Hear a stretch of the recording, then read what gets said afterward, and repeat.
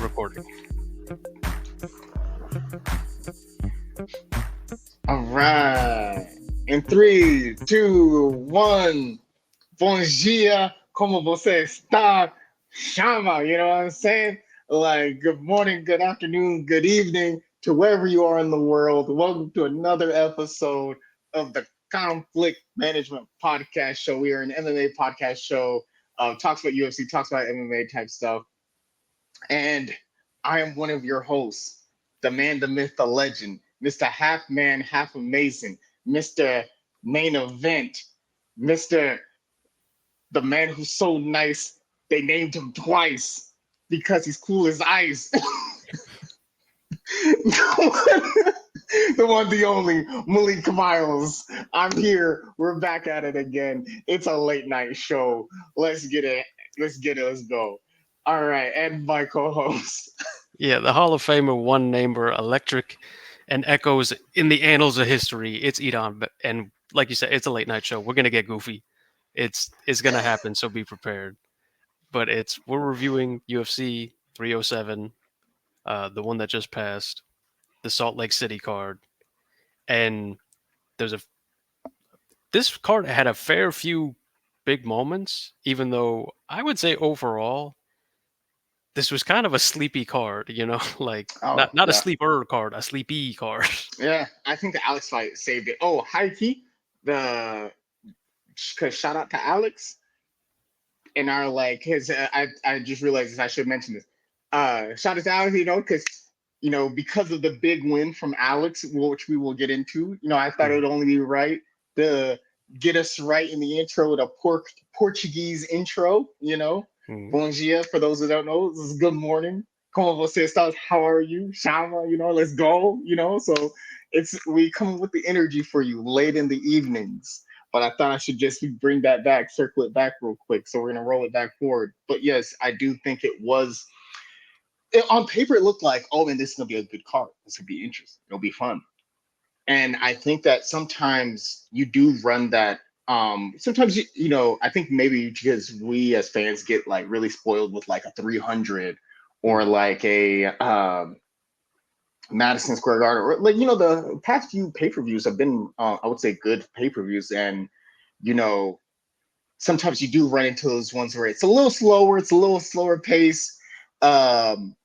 Judging was pretty. Was what's the nice what is the way? I'm trying to think of a nice word, but Inconsistent. yes, it was very inconsistent. I was trying to find the best way of keeping it Disney. It was Suboptimal.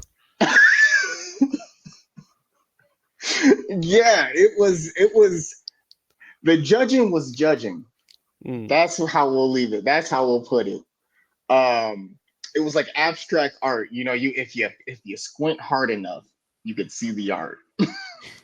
You can see the meaning of it. Um, It's subjective art. Subjective judging. I don't know what was going on with the judging in this card, but some of the fights were slower paced. I think they were like two, three fights that kind of like saved the card, but I think really that Alex Pereira Khalil Roundtree fight really saved this card. I was very excited about a couple of fights, but I think maybe a few things, due to injury or due to like the elevation, or maybe due to side bets, I just realized on one of these cards, or whatever it is.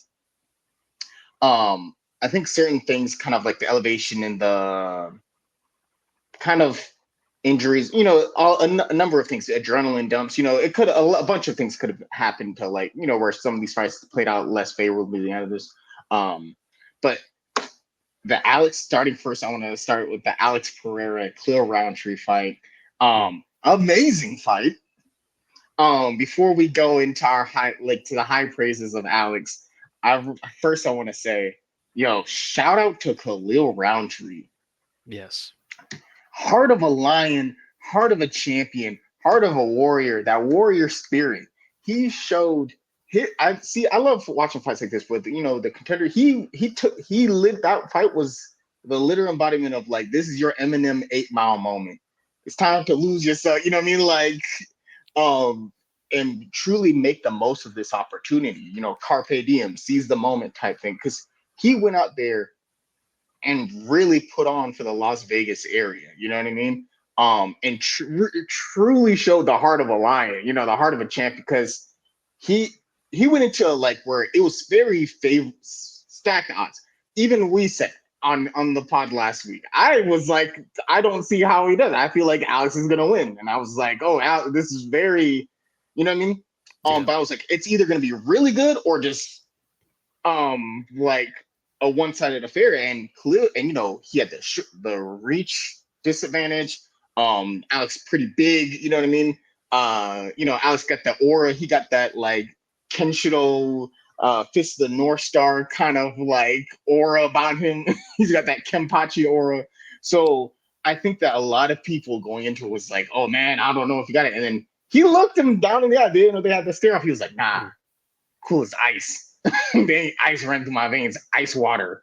You know what I mean? Because he showed no fear and really uh just swung at and went in blow for blow against him and showed no fear. Like Nick, no, who was it? Nick Diaz, Nate Diaz, who was like, "Oh, don't be scared, homie." You know what I mean? Like, I think that was Nick. Nick, yeah, Yeah. and that's what he went in there. That's how he felt like, cause, but yeah, really good showing. But before I continue on, Mm. what was your thoughts on it?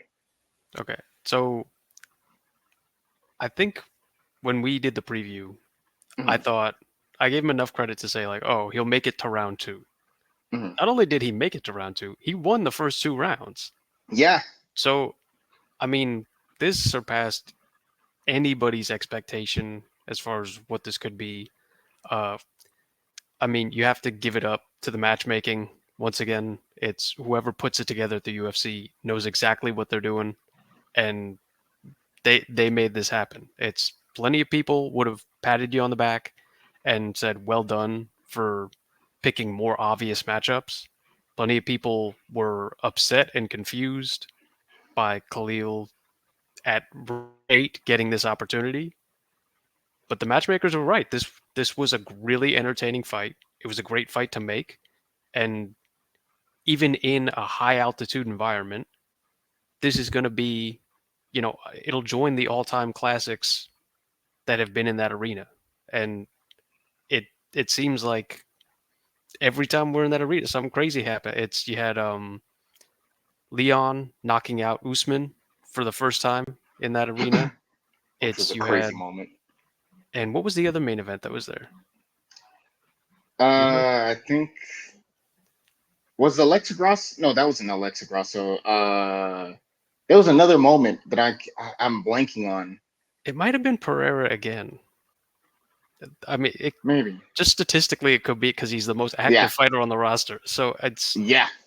I mean, There's been two big moments for sure, but yeah, I think the yeah, Leon one is the one that sticks out most. yeah, And also, really cool moment for um, someone who started on the Ultimate Fighter to kind of realize that dream and make it to to the big showdown. And also, just Khalil Roundtree's story. The more I looked into it, it's crazy from where he started at. Like to yeah. be what is cool? Like 5'9", 5'10"? Let me see. I have it over here. While you look that up, to be uh you know, anyone who sees Khalil Roundtree right now knows this man looks like a comic book hero. He is like built out his own. This man is ripped. He's shredded, right? Um, just buff and but he used to be 300 pounds. And the reason we're looking up because I think if that is correct, like 5'9", 5'10", and like 300 pounds, I think, or is he like Well, 6 foot? ESPN's gonna ruin it. He's listed on ESPN's website as 6'1". Okay, 6'1". Okay, still to be that size and to be 300 pounds and then to not have been into MMA, Well, and also you he know he wasn't was like a bodybuilder or like a power no, lifter, 300 pounds. He he was a very much like uh an obese 300 pounds. yeah, It wasn't and like was strength and muscle. and was going through some like hard times and some mental health, like this was some sadness type thing, and Mhm. he literally like got into MMA to lose weight, and then fought his way, lost the weight. Now he's like super jacked. He's out here making his dreams happen. He said he always wanted back in those days when he was 300 pounds to driving through Los Angeles. He always wanted to see his name in the on the big lights, Mm. and worked his butt off to make that dream happen.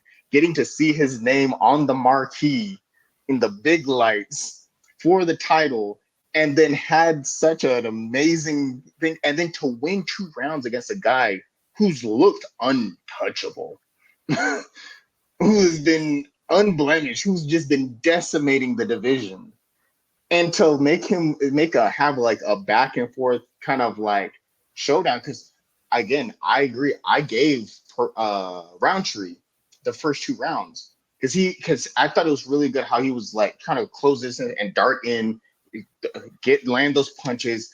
He even landed head kicks. You know what I mean? Mm. And one of the things, it's a small thing. I don't think people noticed. Maybe people noticed, but I thought I noticed this as the fight went on.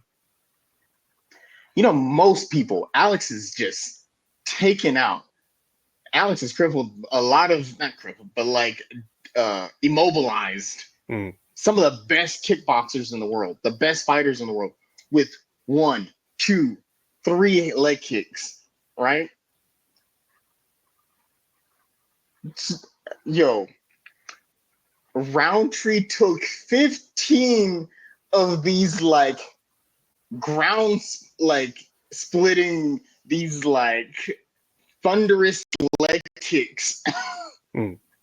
These leg kicks that have taken out, what, Yuri went down in like 2 leg kicks, right? 2, 3 leg kicks. Yeah, but it's if in his fight in particular, he was not doing anything approaching defending those. He was just like eating them directly. Right? Like that just goes to show you how strong Khalil Roundtree's legs are, Yeah. and like how tough he is to get like 15 of those crazy strong leg kicks. We've seen Alex kick other people and they just go down off of 1, maybe 2, maybe 3. Alex, and then we even saw Khalil Roundtree get a knockdown, which was a crazy moment. Everybody's even like from the heck, it looked like he hit him with a WWE clothesline, like a lariat. And even but I also, what I would say was, I thought it was really cool how you could see both fighters was listening to their corners, because Mm. you saw Alex kind of abandon the head kick, kind of like into the third and fourth round, because they were like, hey, he's catching on. He's like waiting for that to happen. You see both of them kind of go for those moves. Um, and even when he was in the fire with Alex, Khalil Roundtree did not back down. What was that movie? Never Back Down. Yeah. He was like, he did not take a back. So he was throwing, even when you got into the third, the fourth, when you saw him, like Alex really start like damaging him with the jabs, because he was busting him up with the jabs, the hooks. You know what I mean? Even when he was hurt and it looked like, oh, Alex smells blood in the water, Khalil Roundtree was like, nah, going out on his shield, going out on the water, and was still throwing and connecting. Yeah. Outside of Izzy, Khalil's the only person to take him to the fourth round.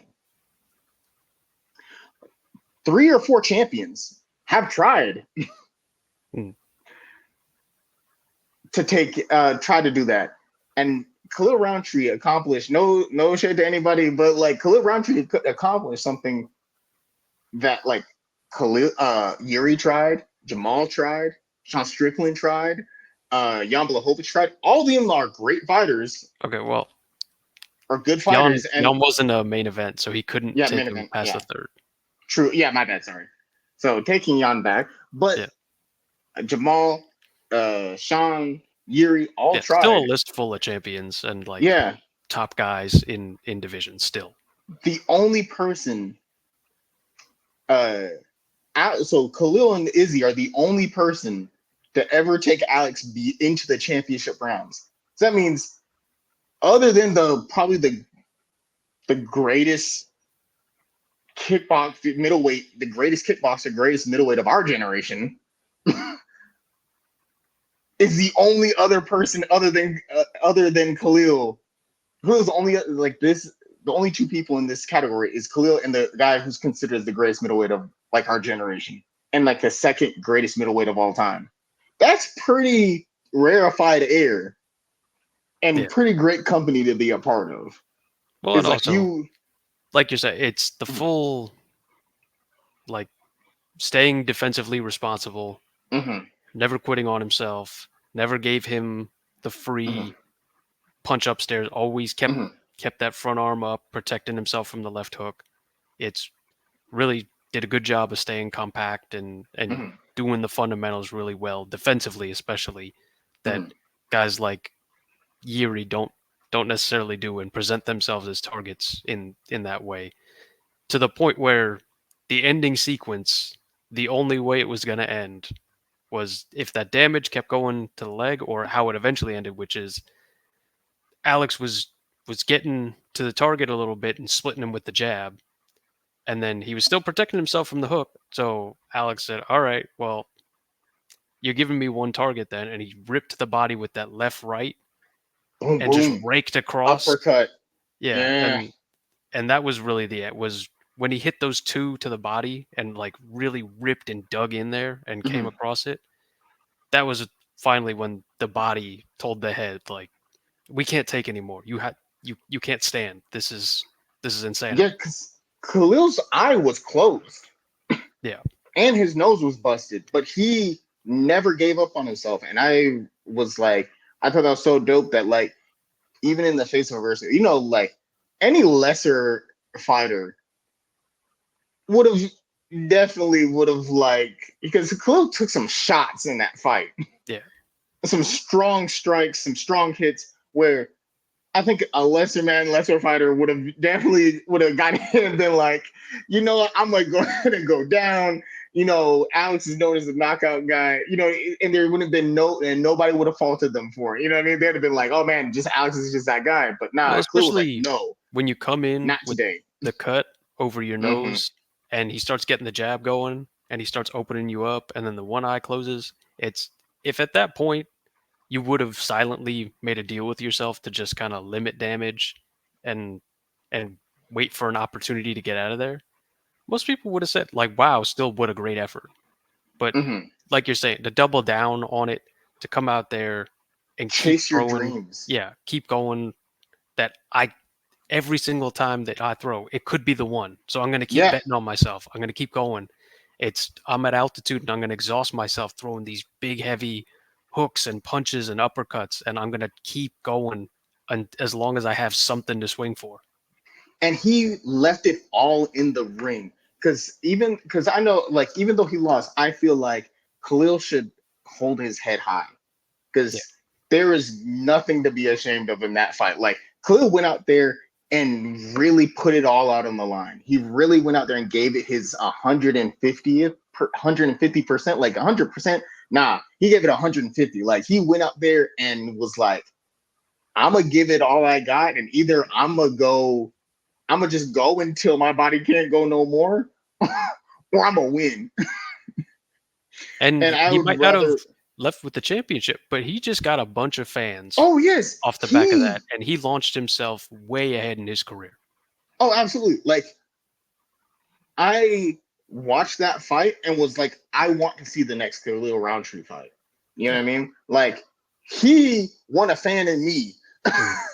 I was like, I need to know one, rest up, recover, get fully healed, and we're wishing you a speedy and fast recovery. And I can't wait to see him fight again because just imagine like your first title fight against a guy people are like, oh, this guy's top three pound for pound, never da da da da, top three pound for pound. And then, this is your first title shot. You were number 8. People are like, why is this the main event? You know what I mean? There was a lot of chatting going on. And to not like get lost in the moment and really focus in and lock in, yo, mad props and mad respect to him. You know what I mean? And like, because there were some moments where I was like, oh, Khalil might do this. He Yeah. may really shock the world in Salt Lake City.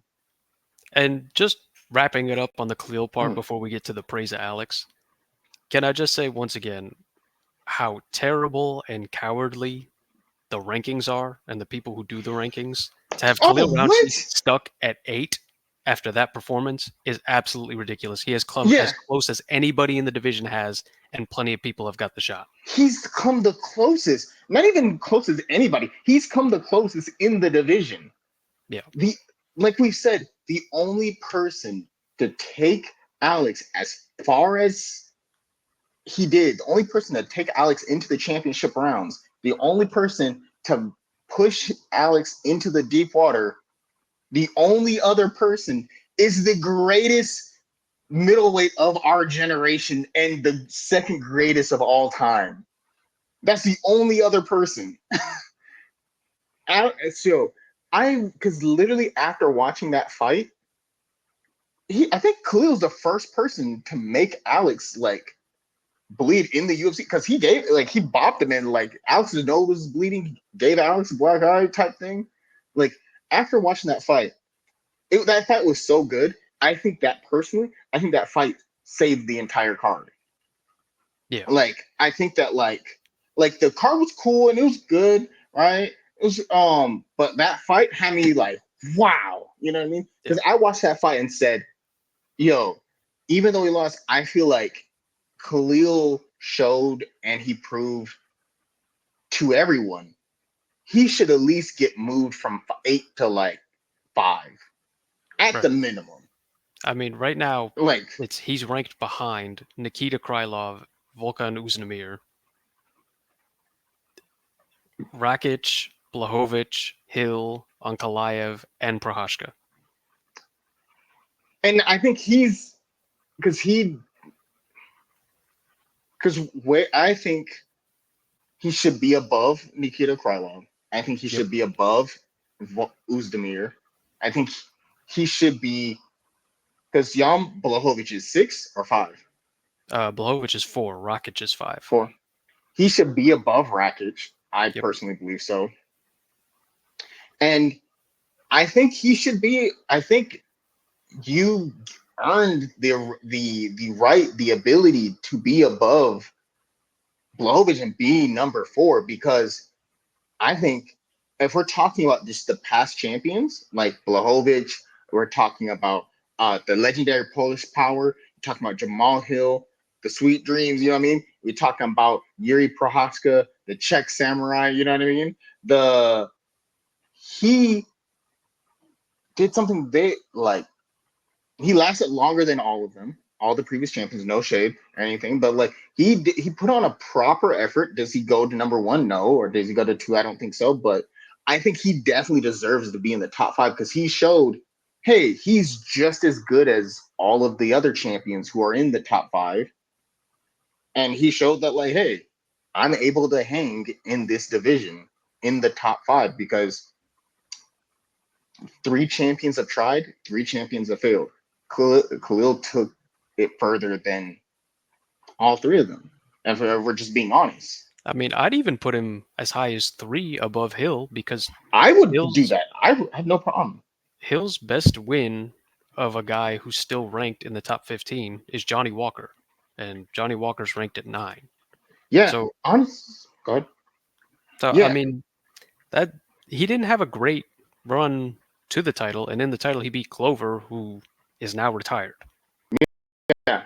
So, You know, I'm not mad at that. I would be okay if I woke up and saw that the ranking said Khalil Roundtree is now number 3. I would be totally fine with that, and I would be very happy for him. I think he at least deserves to be in the top 5 at at the very least, yeah, I and mean, I just don't then understand how being the number 3. rankings could say like before the fight you're number 8, and then after that level of Kind of a performance performance. that you're still You're number number, 8. Like, how does which that make does any not make sense? sense to me.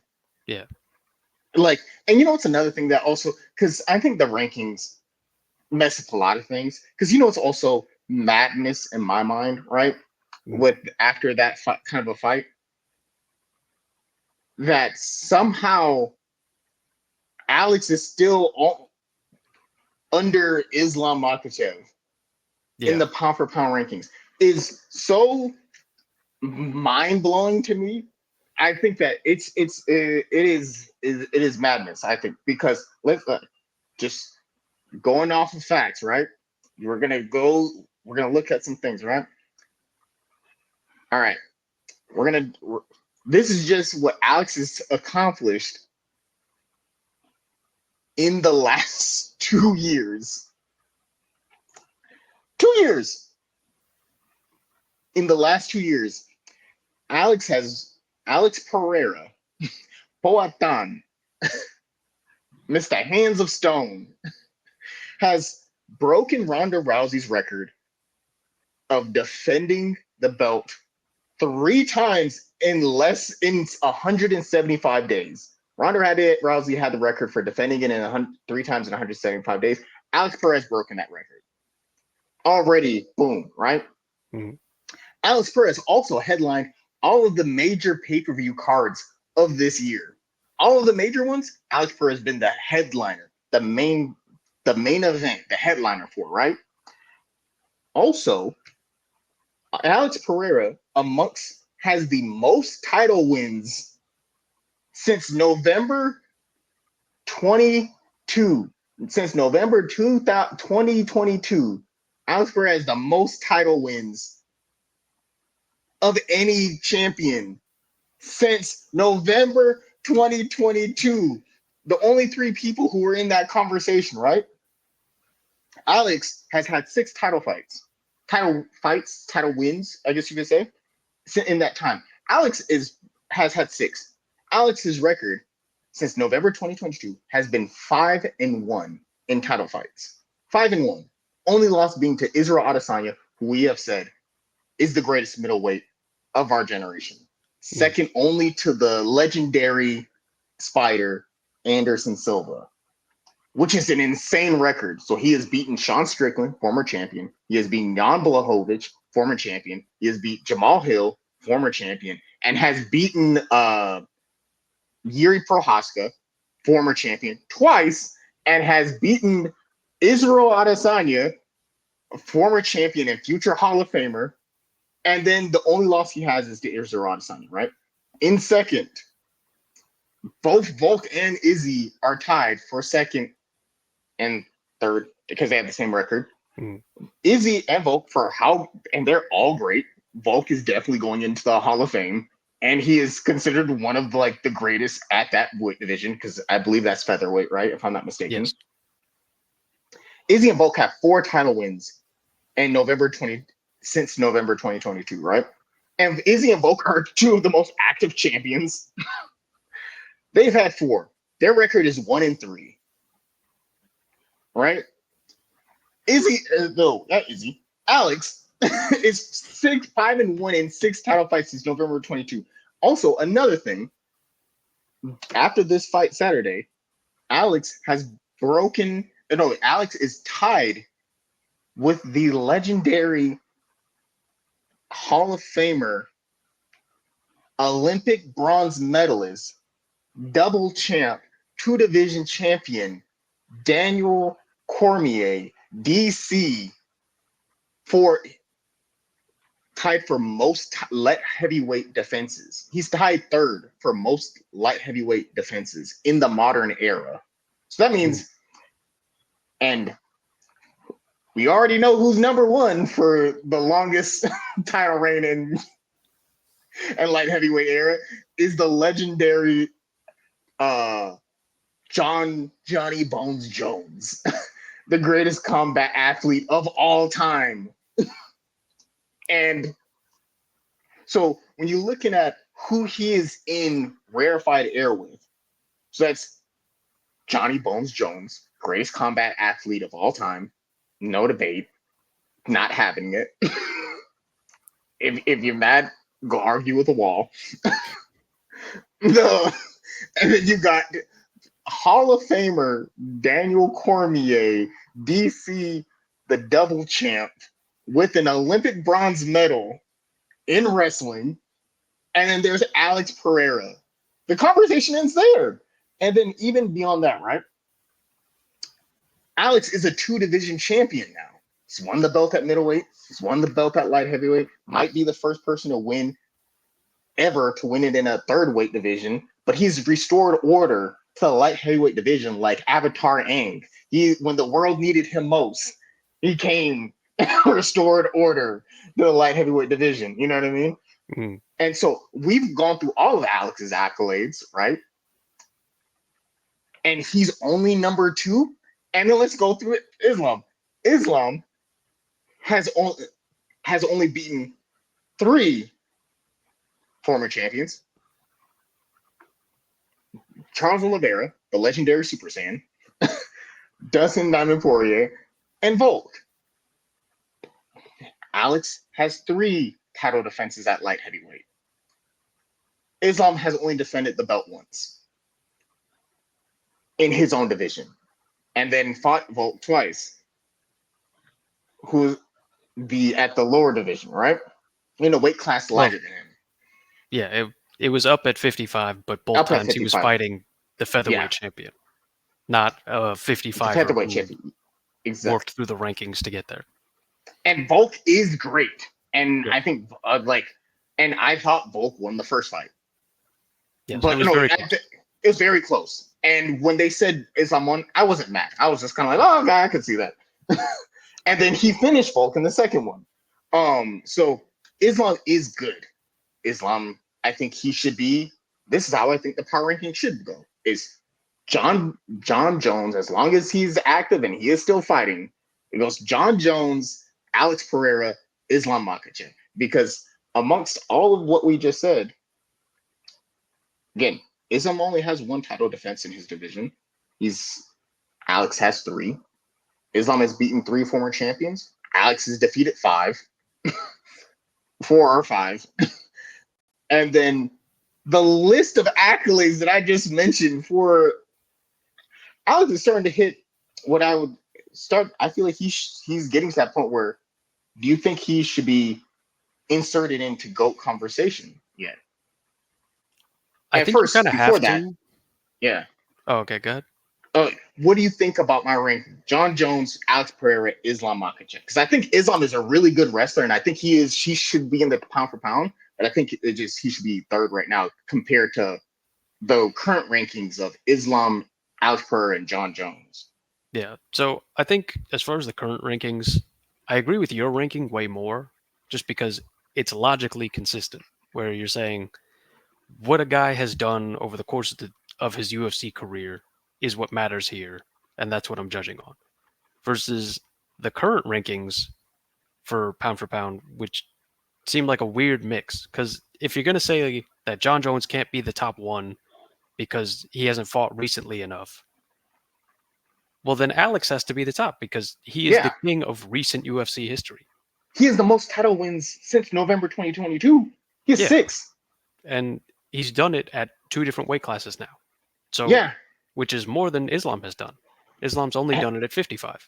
So if you're going to say recent history matters, Alex has to be top. If you're going to say your whole thing matters in terms of everything you've shown in your UFC career, the ranking should look like what you're saying. Yeah, because Alex has decimated champions at 2 different weight divisions. He not only beat people at his beat 2 champions at middleweight. He went up to 205 and said, yo, I want the smoke. And literally went into the deep end and fought Young Blues, fought Jamal, fought all these other people, you know? And like you said, I agree. If you're talking about your whole overall career, like pound for pound, any weight class, if you took all the fighters, made them the same weight class, because I think that's what pound for pound means. You take a fighter and you say all the weights equal, who comes out on top? I think someone would have to really, really pull for straws and really do some mental gymnastics, some mental jujitsu to come up with an argument that John Jones isn't pound for pound number 1. You know what I mean? Yeah. And I mean, if you say this is just addressing the top 3, by the way. That's before we even get to that Bilal's number 5 right now, which also it does not make any sense at all. How is Bilal pound for pound number 5 in the world amongst the hundreds of athletes, hundreds of fighters, how is Bilal number 5 in the pound for pound of UFC rankings, and he has 0 title defenses? Yeah, he just won it He just now. just won it. Bilal has 0 title defenses, and somehow he's pound for pound number 5 against all of the weight classes. I don't understand that. But then if you're looking at just the top 3, right? If you're saying, like you said, if you're talking about, oh, John Jones hasn't fought in recent enough, then it's Alex. Yeah. Alex has fought in way more than Islam has and accomplished way more than Islam has in the same amount of 2 years. If you take, oh, you're like, oh, we're looking at last 2 years. Well, in the last 2 years, Alex has broken like 5 records, 4 records. He's done 6.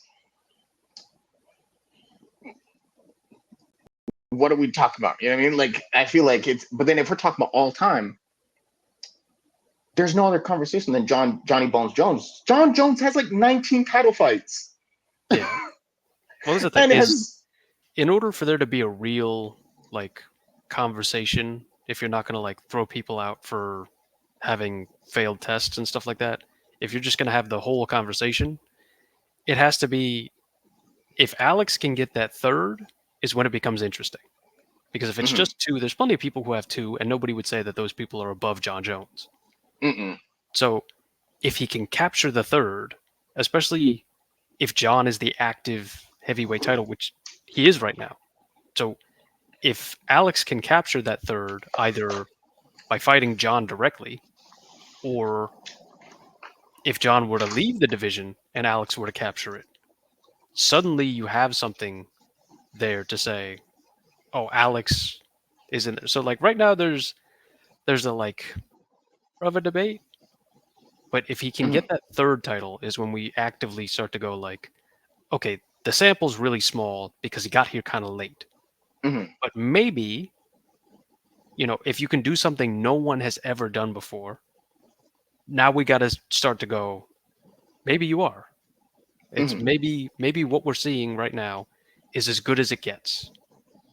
And maybe we can throw away some of the concerns about the skill set of the people you face and oh, how hard a matchup is that and all that stuff like, oh, you haven't fought a real wrestler or whatever. Like if he can get that third one, those concerns go away and we just talk about is this good enough to be over John? John Jones. Yeah. Because I think if Alex wins a third title, if he comes the first ever triple champion, the triple crown, first man, so nice they crowned him 3 times. They crowned him twice. Hey, we bring it in circle back. You know what I mean? It's a full circle mode. But no, if he wins that third, becomes the first ever triple champ, I think the conversation's over at that point because that's the first. That's history making, or at least it's a very strong argument I mean, if for. it's over John, then I feel like that's when the debate ends. If it's over somebody Yeah, else, I feel like yeah. If it's John over and other John, people who advocate for him could still be like, well, he didn't fight John and yeah, John's different and special and he's done all of these things and he holds yeah, records that Alex can't have, like youngest champion. yeah. Youngest champion. He's. I think that like because that's the hypothetical I'm talking about. Is that like if he goes up, goes to heavyweight, he has one of the most epic fights in UFC history ever, and one of the most epic fights in combat sports history ever against John Jones, and they have some crazy back and forth match, like and comes out the victor. That puts him. You beat John Jones, the man no one could beat, and you get the belt off that. I think you are now pound for pound number 1. But if Yeah. he is like he goes up and he beats Tom Aspinall, and like let's say he knocks up Tom Aspinall, um, or beats Tom Aspinall in a decision, whatever that may be, I still put him. I think he's still 2, but it's a very strong argument to be number 1 because Yeah. then you're like, hey, he's the only ever triple champion. You know what I mean? Right. But I think that as of right now, as things stand right now, John Jones is insane to me. It is crazy work. It is mad that I think that people have John Jones is third pound for pound ever. When you have Yeah. how are you third pound for pound ever? How are you third pound for pound in the UFC power rankings, and you have 19 title fights, like 18 title defenses or 19 title defenses. You've beaten a mountain of Hall of Famers, former champions, people who are in the Hall of, like, like Hall of Fame, who are like, who've broken records. Like, John Jones is not only the youngest UFC champion, right? He's fought through three generations of the best fighters in the world, and has dismantled them so gracefully, so skillfully, right? He's beaten the Machitas, he's beaten the Rampages, he's beaten Shogun, he's beaten um like literally Anthony Smith, the Oven St. Preux, the like what's his name? What's his Reyes. He's Mm. beaten Gone when like he came back, and like that was supposed to be like a major big match, and we all know how big of a fan of Cyril Gane I am. And I was like, oh man, this is. Remember we talked about like what would be a dream match for the year, and I said I don't think it'll happen, but I think my best perfect scenario would be to see Cyril Gane versus John Jones, because I think that's like a crazy matchup. And it happened, and then John Jones showed like, yo, I'm that guy for a reason. Yeah. Like, don't chat to me. Like, I came up 60 pounds and won in the first round. Now, I think if they fought again, I think it's more of a like a back and forth. I think it might have been too early for Sorgan, because I think, he fell for the John Jones effect, because, standing on the other side of the ring, I think Cyril might have been in the UFC for like 2-3 years, but standing on the other side of the ring of the greatest combat sport athlete ever, you might feel a little nerves, because but I think that John Jones has fought through, again, we're talking prime Shogun. We're talking the list that he's beaten: Prime Shogun, Machida, Rampage, Rashad, all these people, and then you move into the next generation. You beat the Anthony Smiths, you beat Oven St. Preux, you beat all these guys, right? And then you again he beat Glover, and then you then again jump another generation to a third generation and beat the guy who everyone's like is going to be the future of the heavyweight division. You know what I mean? Like, how do you do all that? Become the youngest champion ever. Become the technically one of the oldest champions in the UFC. And now you do all this. You beat all this. You're already a future Hall of Famer. People consider you the greatest combat sports athlete of all time across any sport. And you're only third. You're third to the guy who only has one title defense, who's had 3 title fights. How is this possible? Like, Islam is a good wrestler and he's a great fighter, and like I think that like he definitely should be in the top 3, but I really think it's John Jones, Alex Pereira, Islam. I think that like it's because I think Islam is better than the other people in the ranking. You know what I mean? Like, I think Mm. Islam is better. Like, it should be above uh Bilal. I think he should be above Leon right now. Like, I'm a big fan of Leon, but I think that like Islam has should be like Islam, I think, would be in the perfect spot for 3, because I think Islam does deserve the spot over all the other people beneath him currently. And Right. then, but so I think that, yeah, I feel like the Yeah. rankings, Well, I wonder. like we're saying, it's the rankings don't make a whole lot of sense right now. Hopefully, later in the year when John fights Stipe and Islam defends his belt against whoever he's going to fight, hopefully we'll get a little bit more sense going on there. But it's back to the fight, just wrapping up the main event at least. All credit to Alex for like his own mental toughness to be in that fight. It's losing the first 2 rounds and kept at it with the jab and the leg kicks that eventually kind of broke down the armor of Khalil enough to present the opportunities for the big shots. And like you said, listening to his corner about dropping the high kick that was getting countered and bringing it down low into the body, and just really seeing the fight really well, making adjustments, staying on his weapons that are working to break down the defenses. And then when he gets those opportunities, he just has great instincts to end the fight, and is one of the more natural and like ferocious predators in the UFC when he's got you hurt. Mhm. Yes. Oh, sorry. I just really quick to circle. I realized I just made a mistake. I said one title defense. I meant one title defense in his division compared to like the like 17 title defenses John Jones has had in Right. his weight class. But yes, I do agree that Alex Pereira showed tremendous toughness. And did you know all of the? Did you hear about all the adversity Alex had going into that fight? Yeah, he was on antibiotics, and he had the his toes still weren't fully healed. It's Because from what I heard, he the a ligament in his toe was like shot, mm, and the other toe was still broken. So you going in there with two bad toes, two bad big toes. The ones you gotta like put pressure on. One toe is broken, the other toe got a ligament thing. You got bruised ribs. You're sick. You got like you're on a round of antibiotics. Probably got a strep throat. You know he was saying something wrong with his throat. So you're mm, not only, and then then you had all the visa issues on top of it. So you're not only tired, you're sick, you're tired, probably you're tired, you're sick, you got on the multiple rounds of antibiotics, you got your ribs are hurting, your feet are hurting, toes are messed up, and he still put on a show like that, which is crazy mental fortitude, an and still insane made amount of weight. mental toughness, and to still win on top of that. But also, how strong is Alex Pereira? Because even with all those ailments, they said it caused like he caused like it was still like multiple fractures and like he got like Khalil left that fight with like multiple or a few fractures and a severely deviated septum.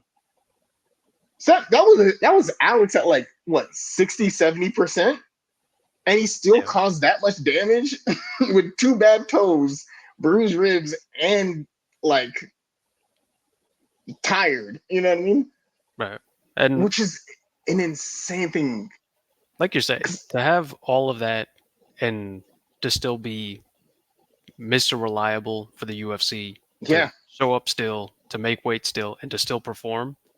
I mean, it just shows why the guy is the face of the company right now, and he's just earned everything that he's got.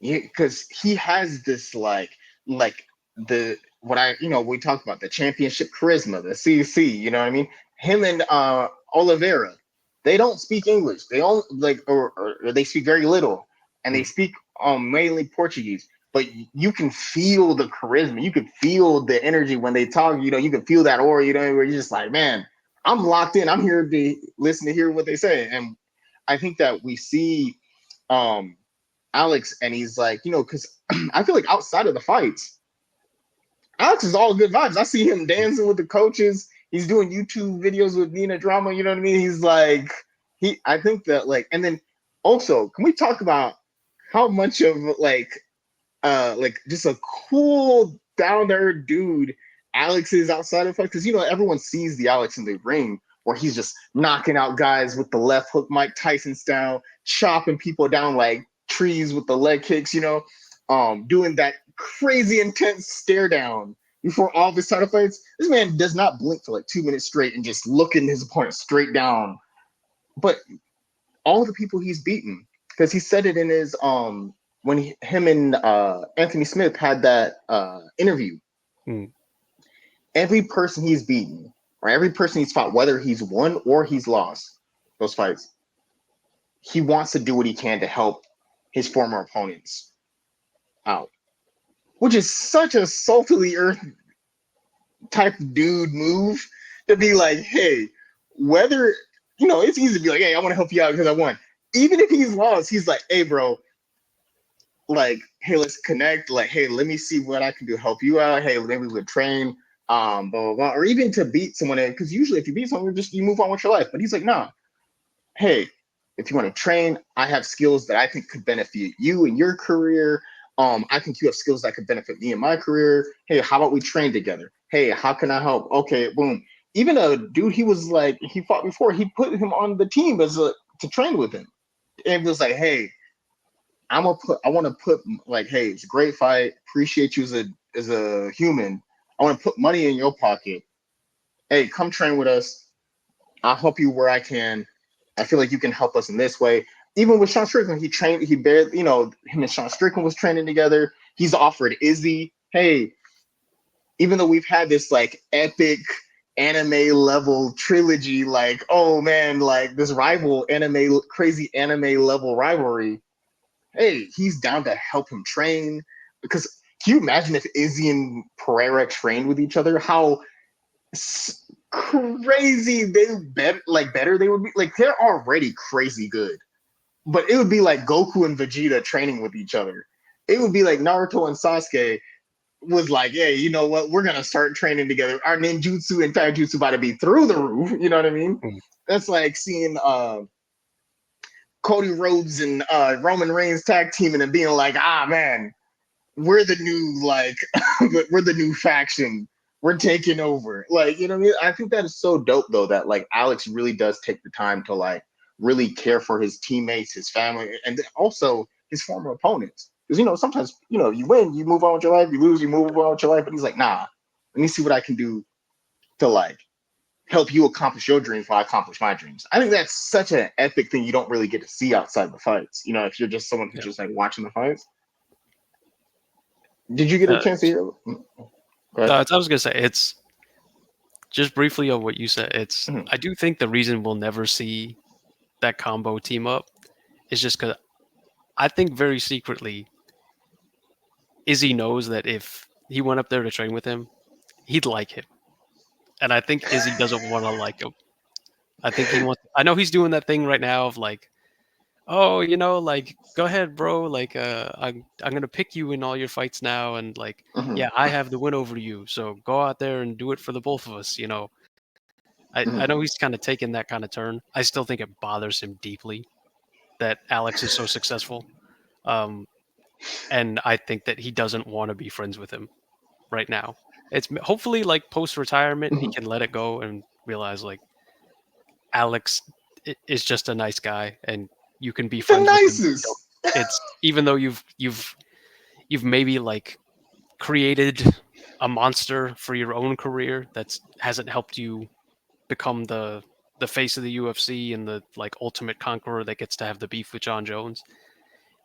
You might have accidentally put someone else on that path, but you could at least just be happy that you are an all-time great Yeah. middleweight in your division. You've accomplished a ton of things you set out to accomplish, and you've introduced the entire sport to somebody and created a path for somebody who is now going on to lead new ways and new avenues that no one even thought was possible. So it's kind of hard right now because you feel like you cost yourself, but I think hopefully post retirement Izzy can see that he unintentionally made the sport bigger Yeah. because of his Even actions and better. his words. Because the because I feel like Alex Pereira is a hard person not to like. Yeah. You know what I mean? Like his entrance is probably top three best entrances of all time, top three walkouts of all time. The coming out with the music and doing the little Yeah, and the drum beats and the dun dun dun dun. right, and you hearing the dun dun dun dun dun dun dun dun, and you got the tribal music going, and he's just coming out with and he goes ah, boom, boom, like yo, and then and then also the fight styles really. He has one of the coolest walkouts. He Mm. has a very fan friendly, exciting fight style, and then outside of the fight game, he's just the nicest person. Literally, I don't know if you saw this because this was very recent, but I know you're a big fan of the Contender Series. Mm. And I'm getting more into the Contender Series now. Is that like yo, Alex just pulled off one of the most salt of the earth human moves I've ever seen. If you people talk about red flags, people talk about green flags. Well, this is the biggest green flag I've ever seen in sports, in my opinion. The only other one person that has ever beaten Alex Pereira outside of Izzy, the greatest middleweight of this generation, tried out for the Contender Series. The UFC was kind of like, I don't know about him. Alex went out of his way to come to Vegas, watch his rival essentially a fight for a chance to be in the UFC and potentially fight him one day. Came down, watched it, watched the fight. The UFC was like, I don't know about signing him. Alex went out of his way and said, "Hey Dana, and really advocated for a dude a rival who could potentially take his title from him to be in the UFC." He said, "Hey, blah blah blah, blah. I think this guy deserves to be in the UFC." You know, if the Contender Series very like pressure cooker situation. I don't think we saw the best of him in this thing because it's a really stressful moment. Like, hey, this is your one only chance to get, to impress the boss to get in. I've seen him fight. I've been in the ring with him. You know what I mean? I've been like really advocating for this dude to get his shot in the UFC. And Dana even said it in the evaluation, like, oh, the reason we're signing you is the current face of the company, the double 2-weight division champion, went out of his way to vouch for you, even though you're the only other person outside of Izzy Adesanya to beat him, the only other person to beat him other than the greatest middleweight, and said we should sign you. And if he said we should sign you, I don't see why not. If he's gonna go out of his way, you're the face of the company. You don't have to do this. Like Alex had no obligation to do this. To be like, hey, they could have been like, I don't know about this guy, and Alex could have been like, I don't know, I guess. Yeah. But he was like, nah. Hey, I want to give him a chance to chase his dreams too, even if it means potentially trying to take mine. I'm not gonna let him. I'm gonna win that fight, but I want to at least give him the opportunity. You know what I mean? Like to chase the dream, get into the UFC, and fight for the belt. I think that's the true warrior mentality of being like, yo, I want to fight the best, and if the best means potentially letting a rival, have a come up like he's had, he's cool with that. And I was like, man, that's so dope. Well, That's so also cool. to just take not even the advocating for, because you could see how maybe after a fight you have a bond with somebody and you want to advocate for them. To even take the time after you get into one of your toughest fights in years and go out to the UFC, go out to the Apex, and Fly to sit there. Vegas. Yeah, fly to Vegas for a Tuesday night, sit in the Apex, go And out there. watch your rival. Yeah, and show up as the cheering section for one of your former opponents. I mean, who does it? He had every right to just go back home and get on vacation time and relax. And he thoroughly deserves a break until at least spring, summer next year, which I hope he takes. I mean, it's Heart the of gold. it's guy's unimpeachable character. Yeah, and I feel like it makes it hard not to like. And then you see him in interviews. Man, he's a good time. He's funny. He's charismatic. He's all about positivity. He's trying to you know what I mean? Like, it's hard not to. I feel like if you watched or even met Alex and you was like, I don't like him, I'd be like, it's like that. That moment with SpongeBob was with the Krabby Patties. The Squidward was like, hey, Squidward, I know you like Krabby Patties. Don't fight it, Squidward. I know you want to smile, Squidward. It feels like that would be that kind of situation to be like, come on. But yeah, great fighter, great human. Shout out to both Alex Pereira and Cleo Roundtree.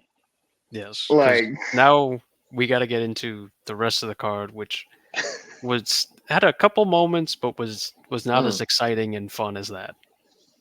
Yeah, where do you want to start? I'll let you pick. Okay, I'm gonna start on the one that incited the most rage for you. No, I'm gonna go positive first because I want to make sure we don't forget this. Yeah. Carla Esparza fought a very close fight, which most people in the building had scored for her on the early prelims. And then after the fight, decision didn't go her way, and she retired.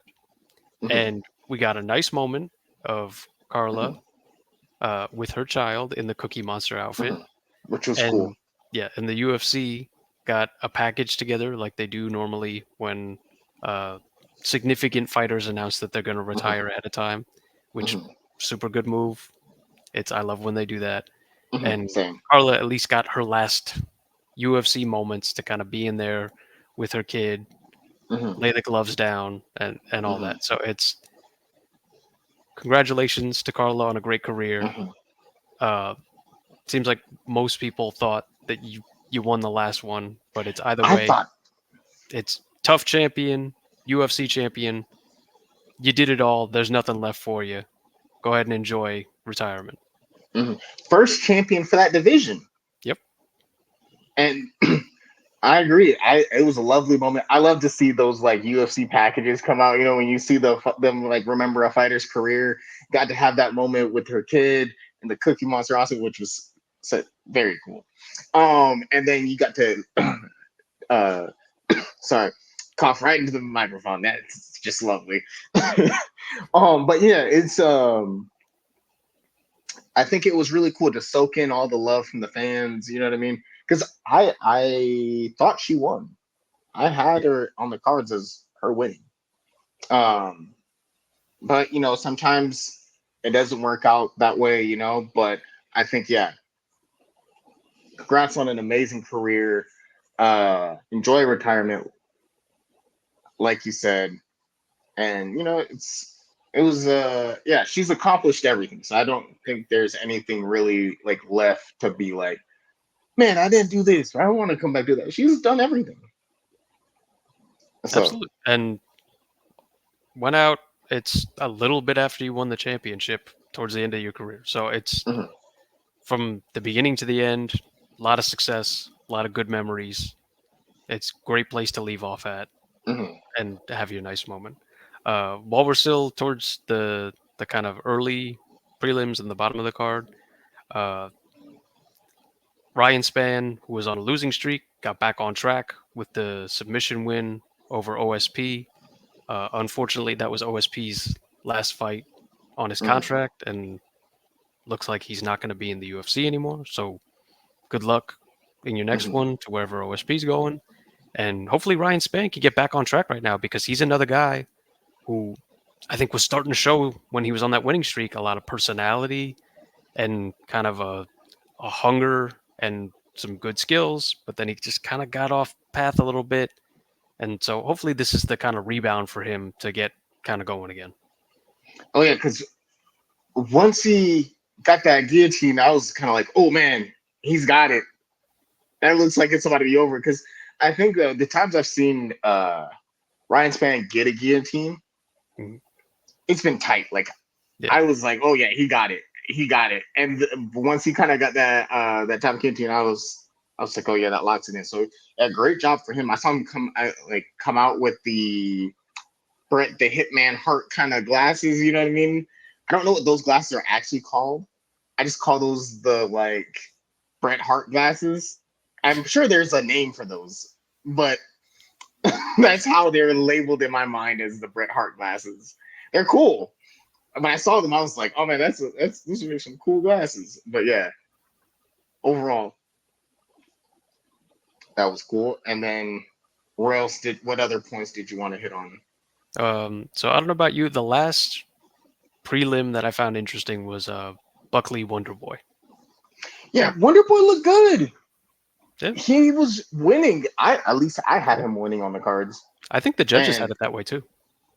but he definitely did not look 42, 41. Hmm. I think he should get another fight. I think he should continue fighting. If that's something what he wants to do. He's a fan favorite, one of the OGs. I think that like OG fighters from that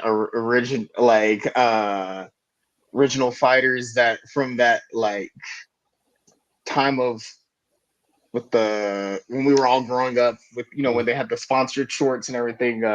He was gonna he's one of those guys that I think a lot of people thought was gonna be champion, and I think he still has a chance to be champion. Maybe it's just the fan in me, but like I really would like to hope because he's one of the nicest people on the planet. Yeah, We talked about how nice um Pereira was, and we spent large portion of the last episode talking about how great Wonder Boy, a great human Wonder Boy is. But I think he still has his fight look because he showed that in that fight where like he looked really good from a striking perspective, even as just from a fight perspective. But uh, congrats to Buckley for like being patient and catching him on that shot.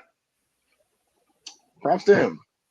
Yeah, and I mean, Buckley keeps it with these huge explosive motions that end up in knockouts. Like, I mean, he wasn't even touching the ground when he delivered that final blow for the KO, and Wonder Boy was not expecting that. I mean, he was out for the count the second that landed.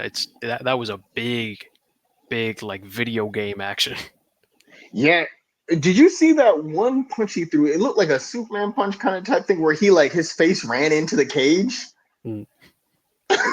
Like he was just like throwing everything behind that punch. I think the call out of Kamaru Usman, I think that would have been I think that was a better call out than what he did when he called out Connor. Yeah, the Conor one was a mistake. This one Yeah. seems like look, it's in your division. It's way more realistic, Mhm. and that would be a good fight for you. So like, those are all really good things to have in your call out. But I don't I agree with that. And I think it's a way better call out, but I don't think that fight happens. Because I don't think Kamaru takes that fight.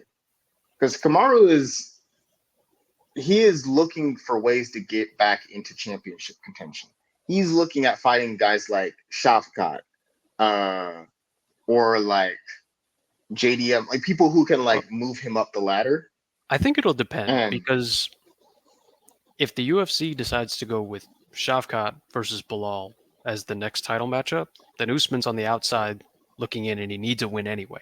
And he's already JDM. ranked at number 2, so whoever he fights, he's going to have to be fighting somebody who's ranked lower than him. So Mhm. I could see if you're Usman saying, well, I can fight JDM, but he's ranked number 4, and he might be viewed as a more all-around challenge than Buckley. Whereas if you're Usman, you say, well, I've got the wrestling advantage against Buckley, and he's really explosive, and that might be a tough, first couple rounds. But I think that with my veteran craftiness, if I can get through that initial explosion period, I can get him tired out. I can build up the lactic acid, and I can win a decision over him, or maybe even finish him late. So I think he maybe could. There's still a path to get that fight, but it's just gonna need some things to work out for Buckley on the UFC booking side first. Yeah, I think so too. Because I think that yeah, I think that would work. Because I do think Shafkat and Bilal is going to be the next one. I mean, I hope so.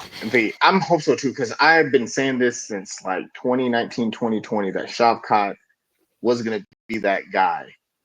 Yeah, Even and before people knew who he was. I'm telling you, Mystic Malik, I feel like I have a good gut feeling on who's gonna become champion.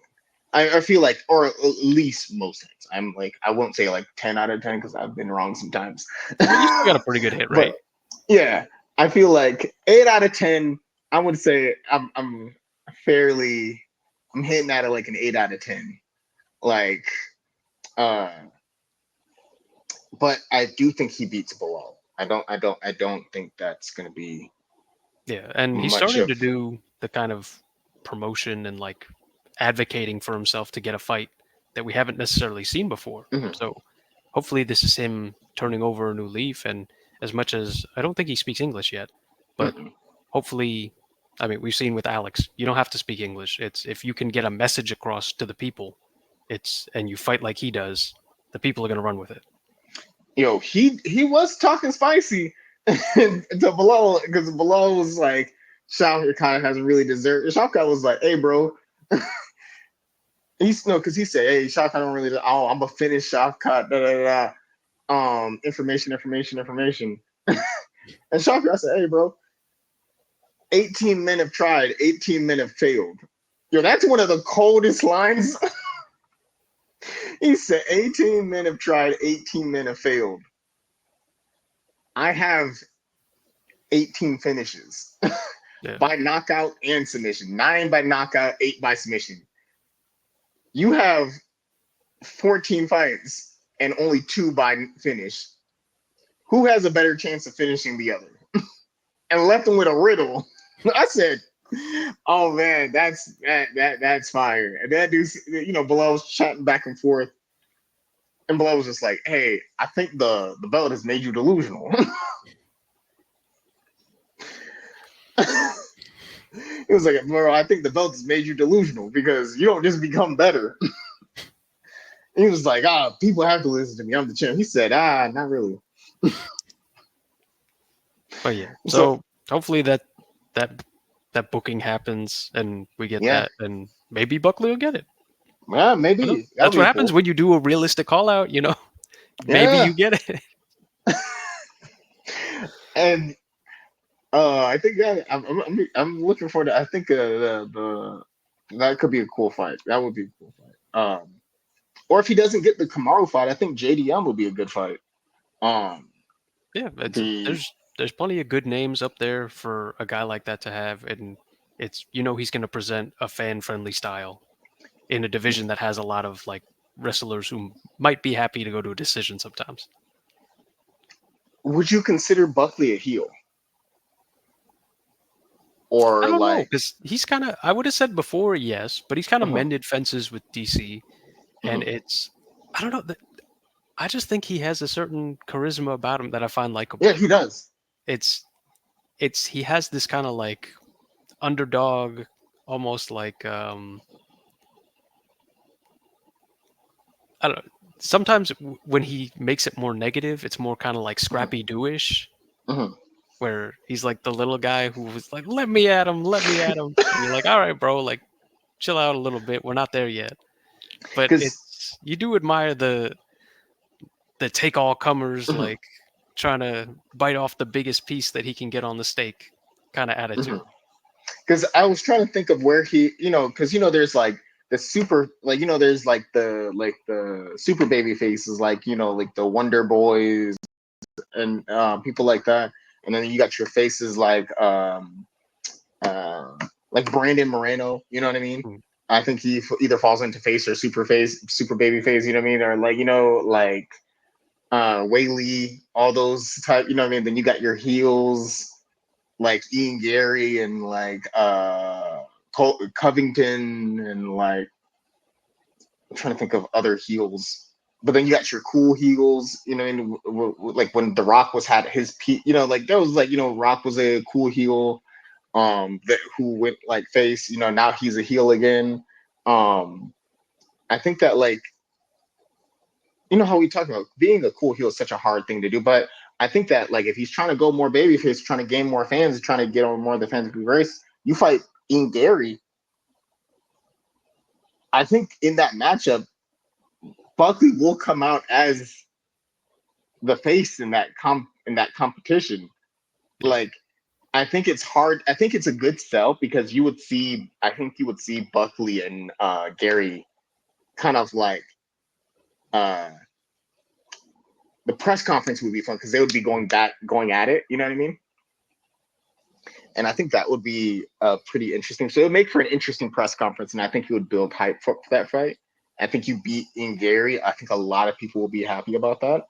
And then you kind of build you know, your rapport back up with the fans, or build your rapport even more with fans, being like, hey, da da da da da.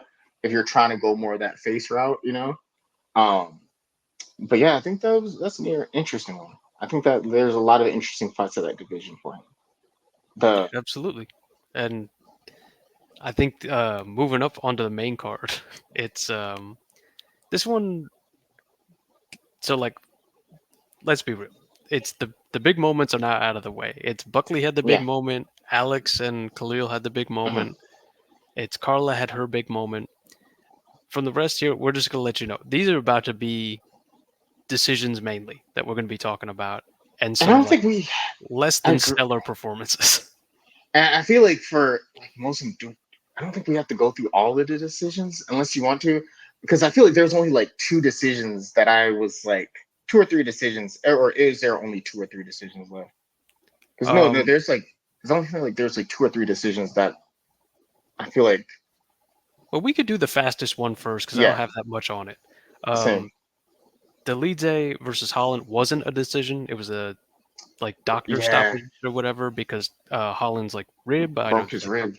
separated or Mhm, fractured or something like that.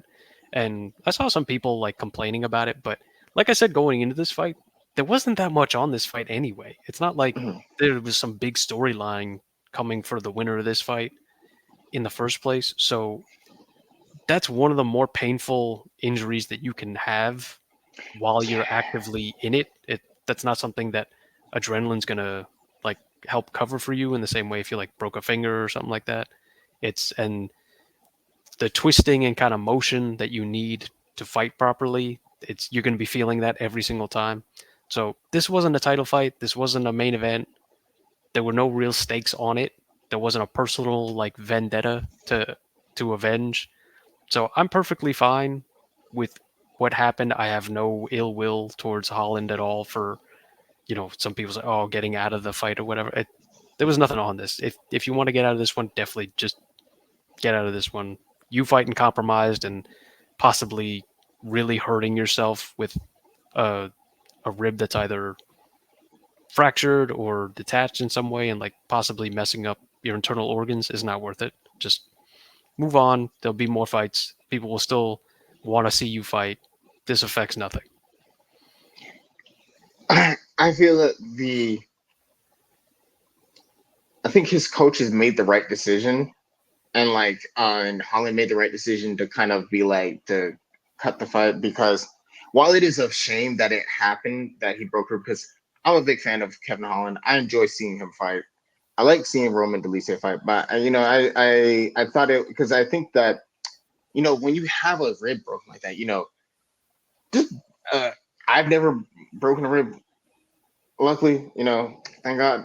Hmm. But for people I know who have, they said that even just breathing feels like you're being like it's excruciatingly painful, and it looked like it was going to start turning into a jujitsu match. And I think that when you have an injury like that, that's something it just is going to make the fight impossible to do, even just standing up. So I think that I'm hoping maybe down the line, either maybe it gets rebooked or they put Kevin Holland once Kevin Holland heals up, maybe put him against someone else. But I think that I know some people were kind of. I heard that too. That some people were mad that he put he called the fight off. But I think those are people who've just never really like were a part of sports in general. Because Well, even if you weren't a part of combat sports, like there's no way you can run in soccer with a broken rib. You know what I mean? Like how much cardio and how much you know what I mean, or like football with a broken rib. You definitely can't wrestle with a broken rib. You know what I mean? Or do jiu-jitsu or box or kickbox. You know what I mean? Or whatever it might be. Or even playing. Just imagine trying to play basketball with a broken rib or football. Like I don't think. I think that maybe a lot of people who are having that kind of perspective might have been people who are just who've never played sports. well, You it's know what I funny mean? you Or say that. maybe. Probably the most high-profile guy who was upset about it at the time was Conor McGregor. Oh, really? I did Yeah, not know that. he was annoyed, but at the same time, it's the same guy who didn't fight Michael Chandler a few months ago because of pinky toe, allegedly. So Mhm. it's how much of that is just him being like, oh, the things I've done previously on my way up, kind of thing, or I feel what, like or if he has some sort of personal thing with Kevin Holland, I don't know. because I wonder how much of that is him trolling and how much of that is him actually being offended or being annoyed. Because I feel like I wonder if yeah, because I wonder if Connor's just being like, ha, you know what I mean? But yeah, I just because I didn't know that I didn't know he had a problem with it, and then because I feel like the ones I've heard is just I did hear some people were like, oh, this or that. I'm like, y'all I always wondered about that, and I was just like, "Oh, how you know what I mean?" Hmm. Because that's a tough injury to have, and it's really a shame that it happened. So, Kevin Hum, hope well wishes to you. Hope you get better soon and heal up. Because I think anytime Kevin Holland's on a fight card, you're gonna want to see that fight card. You know. Yeah, and Um. also it's injuries have to be kind of cause. So also, congratulations to Roman Dolidze. You get the Yeah. win and you get to move on. And Mhm. I don't see a need to rebook this fight at all. I please UFC don't. There was nothing in this for me in the first place before the fight happened. Now that this has happened, I there's really nothing in it. Hopefully, uh, Roman's okay to be rebooked soon, and he can move on to a different matchup that maybe has a little more like action on it or some heat or something going on because I just wasn't feeling this fight from the kind of jump. So I, please don't rebook. Oh, side note, sorry. Mm, When you mentioned Conor McGregor, that reminded me of something. mm. The reason I was asking if he was trolling her, have you seen the? That's why I brought up if he was trolling her. Have you seen Conor recently, like the troll how when he was trolling Ilya Taporia? I don't know I if he was didn't see trolling it. or just making jokes. He was just like, "Oh yeah, Ilya Taporia." He's calling Ilya like four different names. He was just like, "Oh yeah, man, he's da da da da," and like Ilya, that guy Ilya Taporia, I just hit him with a boop boop boop boop boop boop. He'll come up and I'll just yeah, that Tapidatori, Tapidatori. He's just like uh him. I feel like listening to him and like Chael, when they like pronounce the fighters' names and all, it's always Mm. a fun time. Him, Chael, Rampage. Like I enjoy listening to like Chael, Rampage, and like got it. When they do like they're like cutting promos. Yeah, Yeah.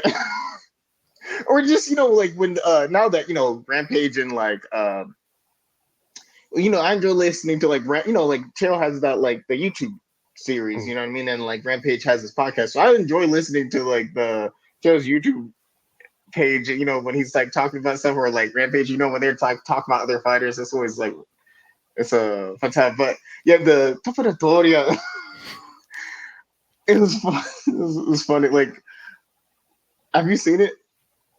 I haven't. I know they've been going like back and forth a little bit because Taporia is on his well, he's undefeated and he got the title, so he's on his like you can't tell me nothing right now moment. So he's calling for the moon and the stars all at once. Everybody in the world fight me right now.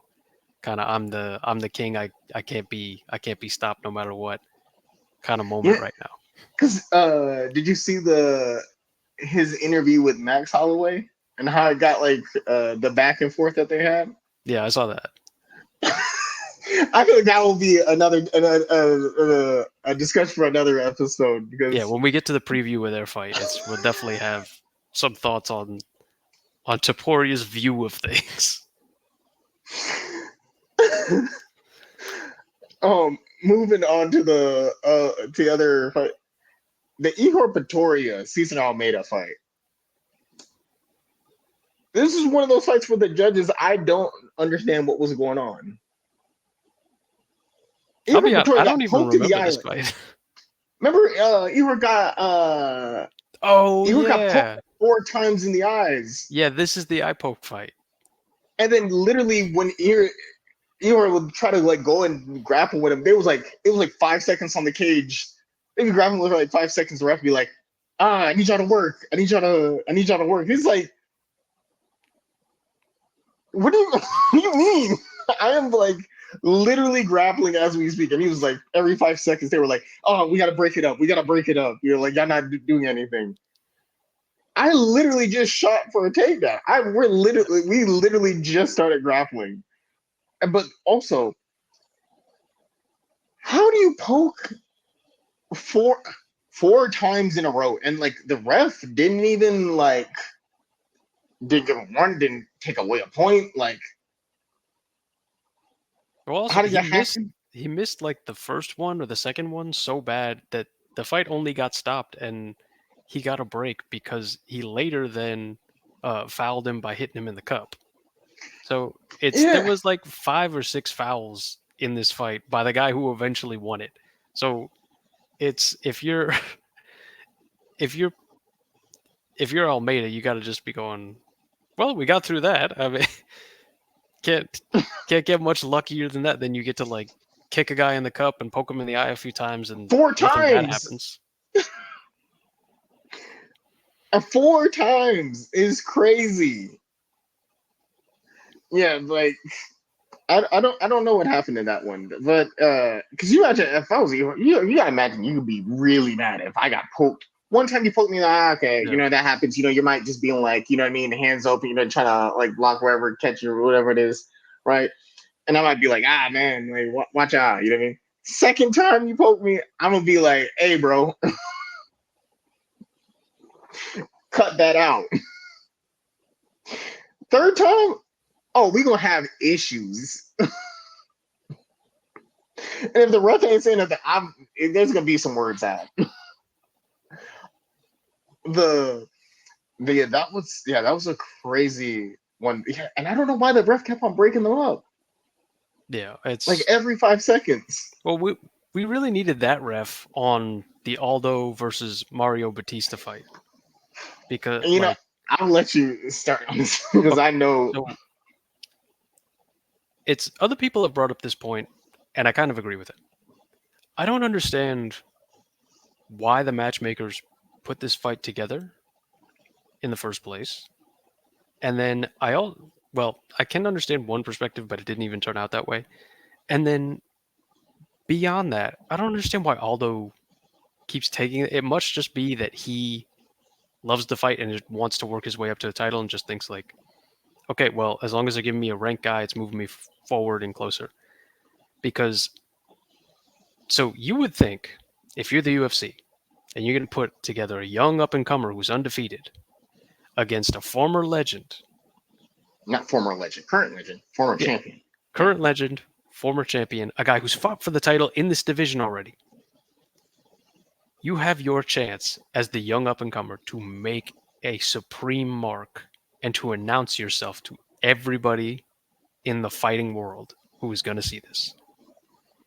And instead, you spend the entire fight not trying to do damage, but trying to control him against the side of the cage in the way that Marab did in the same building a year or two ago. But the difference is, Marab was mixing in when he was holding against the cage. He was actually landing some shots and throwing some punches and doing some knees. Mario didn't get that part of the course. So this fight consisted of whenever it was in space, Aldo would get the better of the exchanges.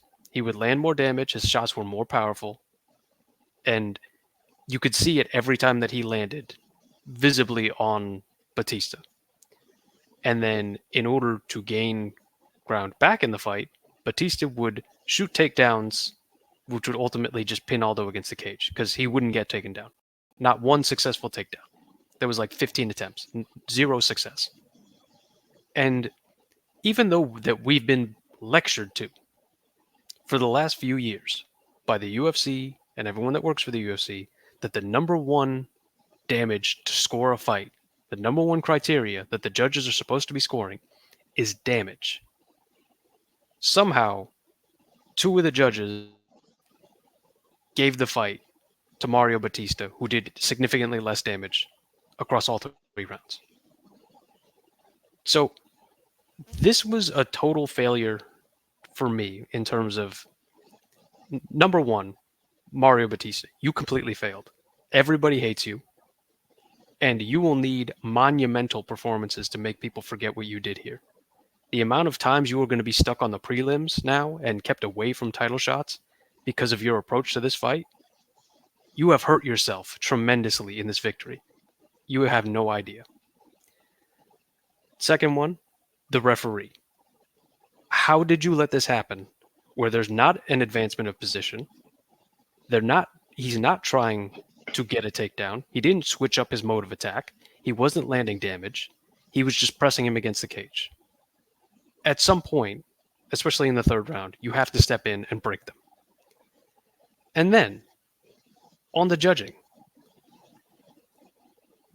what possibly was anyone looking at to say that Mario Batista did more damage in any of those rounds than Aldo.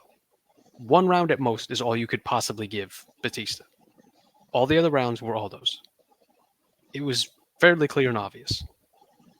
And especially if the third round wasn't so obvious for damage, maybe I'd just chalk it up to like, hey, we all have our own ways we see fights and who's doing more damage and what's the bigger impact and all that.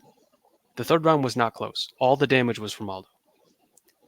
And so you end up with this guy who was a young up and comer completely spoil his future opportunities with this.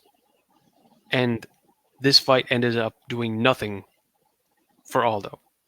Aldo is still an absolute legend. And as long as he wants to fight, there will people who will watch him fight. So just moving forward, if you're the UFC, I don't know how to say this or how to matchmake that. You got to let people know if you're a young and up and coming guy, and we give you this opportunity, and you do that. I have a feeling they're going to be sending a message on the next few bookings for Mario Batista about how they expect you to handle an opportunity given and an opportunity wasted.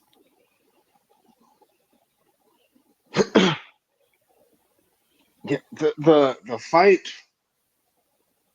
was lackluster, to put it. I can't put it just to put it.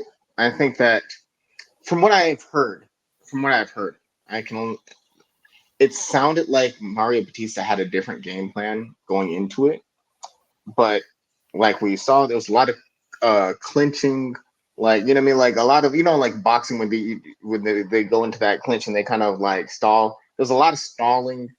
There was a lot of uh, but I guess there was a different game plan than the one we saw. But like Mike Tyson said, everyone's got a plan until they get hit in the face.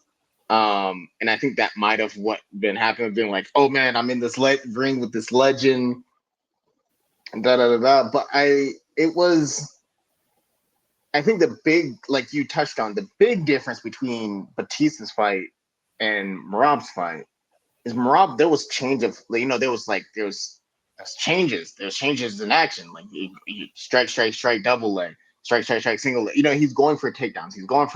He's advancing. He's doing these things. He's doing that. You know what I mean? But I felt like there was zero changes. You know what I mean? Different, not changes, but zero changes where it would look like he goes for like to clinch up or goes for a takedown, and he is there for like 30 seconds to a minute. And what looks like stalling. And I think that there is a difference between, because offensive grappling and looking like you don't want to fight. I can't say if he didn't want to fight or not, but at least from a fan's perspective, and going for it, like there's a different, when you see offensive grappling, right? Like you think of like Tatsuro Taira, you think Marab Dvalishvili. There's other wrestlers slash grapplers who make the style interesting and fan. Like you think of amazing grapplers slash wrestlers. You think DC. You think Rinya Nakamura, Bo Nickel, Marab, again Tatsuro Taira. You know what I mean? All these guys who are like uh Islam. Islam, yes. Islam. That is another example, another good example. Like all these guys who are known for making wrestling, having a wrestling dominant style and a jiu-jitsu or grappling heavy style, and making it interesting for the fans. You know what I mean? Making it fan friendly, right? And I think performances that were put on by Batista are the reason why I think a lot of wrestlers slash people with wrestling heavy games sometimes get a bad rep as like they're boring or they don't do a whole lot, is because performances like this, where it's like, because you could see in those exchanges, Jose Aldo was getting the better of Batista in these exchanges. and it was like as soon as he got kind of like pop pop pop pop pop, the Conor McGregor pop pop pop pop pop, he was kind of like you'd see him go for the grapple. You see him be like, let's like clinch up, and then it felt like when you're watching a boxing match where someone's just going tap tap tap tap. You know what I mean? Like just jabbing them, just popping them, just cracking them, right? And they go for that like hug move, right? They go to clinch. They be like, dude, you know what I mean? Because it felt a lot of stalling, you know what I mean? And it was, I think it was like how Khalil made the most of his like Eminem 8 Mile moment. Mm. I think the opposite was done for Batista, where I think that he had a moment to have his real big, like Watashi wa Kita, like I'm here, the big my hero, like all might, I'm here type moment, Midoriya type I'm here moment, right? And announce himself to like the large fan base because I've heard he's a dynamic fighter or can be.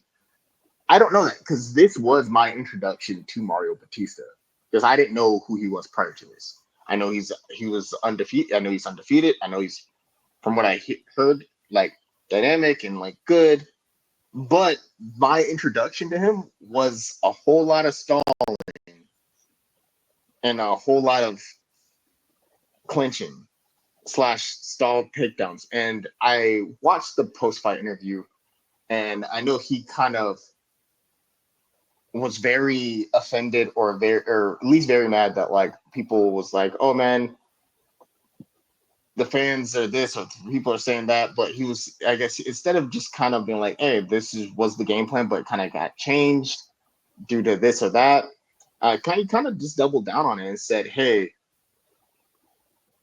I put him against the fence, and people are getting mad at me because it's stalling. I was doing that, but why is no one getting mad at Aldo for not getting up off the fence? That's not the point. Well, also, it's not the point if you have aspirations in the game to be a champion and to be a headliner and to be a guy who's putting himself on top of pay-per-views, Mm-hmm. which this division has guys who are popular and who are up in that top 5 who you're not going to just have access to by being a good fighter. It's you're going to have to be good partners for these guys and sell the fight with them. It's like a dance. Every dance need two partners. You need two. You need to make a like a really great dance. You need two people who want to dance. You know what I mean? Um, I don't think I think with the response of doubling down, and maybe he just wants to become the heel, and maybe that works for him. You know, but I think that to go, oh, I went for takedowns, but he didn't do anything. Like, you know what I mean? To say like, oh, I went for takedown, but Aldo couldn't get off the fence. Like that shows I was dominant. Not really, because I think that yes, by technicality, like you do have technically the dominant kind of a dominant position because the person against their backs against cage, you're going for takedown. Technically, yeah, but I understand maybe 10, 15 seconds or whatever, but just stay there for a minute, you're not doing anything down there. You know what I mean? It feels like you're just stalling out the clock. Well, also, And like he can say, "Oh, I went for takedowns." 0 for 10 on those takedowns officially. yeah, So and it's so at some point it's oh well he's got to get off the fence. How about you do a takedown? How about yeah, you you gotta finish one? first land it. Yeah, Yeah, for it to count, you gotta like first. Hey, you gotta get them two. You know what I mean? Anyone who's wrestled knows you gotta get knows what that means. You gotta get the two. You know what I mean? It's just but if you don't, it's like I feel like that example of what Batista did was similar to like when people are, I think going for submissions but they don't get it. Okay, mm, you try for 16 submissions, but if you don't get any of them and you're on your back, while you did put up an effort, like you know what I mean, it unless you get the position, unless you get the submission, you're in a terrible position, you know. So it was a very disappointing performance. Yeah, he did get the win, so congrats to him. You know what I mean? But I don't think that win is gonna really do anything for him or do him any favors yeah. because I think it's gonna be fairly hard. Maybe it may be easy to match him up, but I don't know. I don't think fans are gonna be just chomping at the bit to see him fight again. At No, least for right now.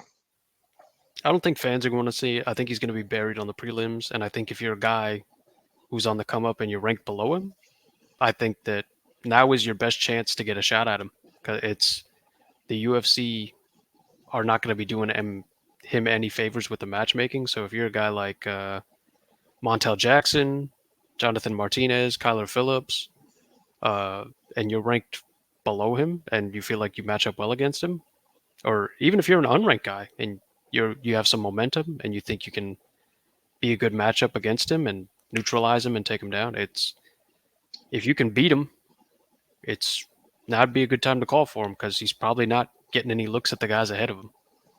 Because I think after performance, you have to know, like,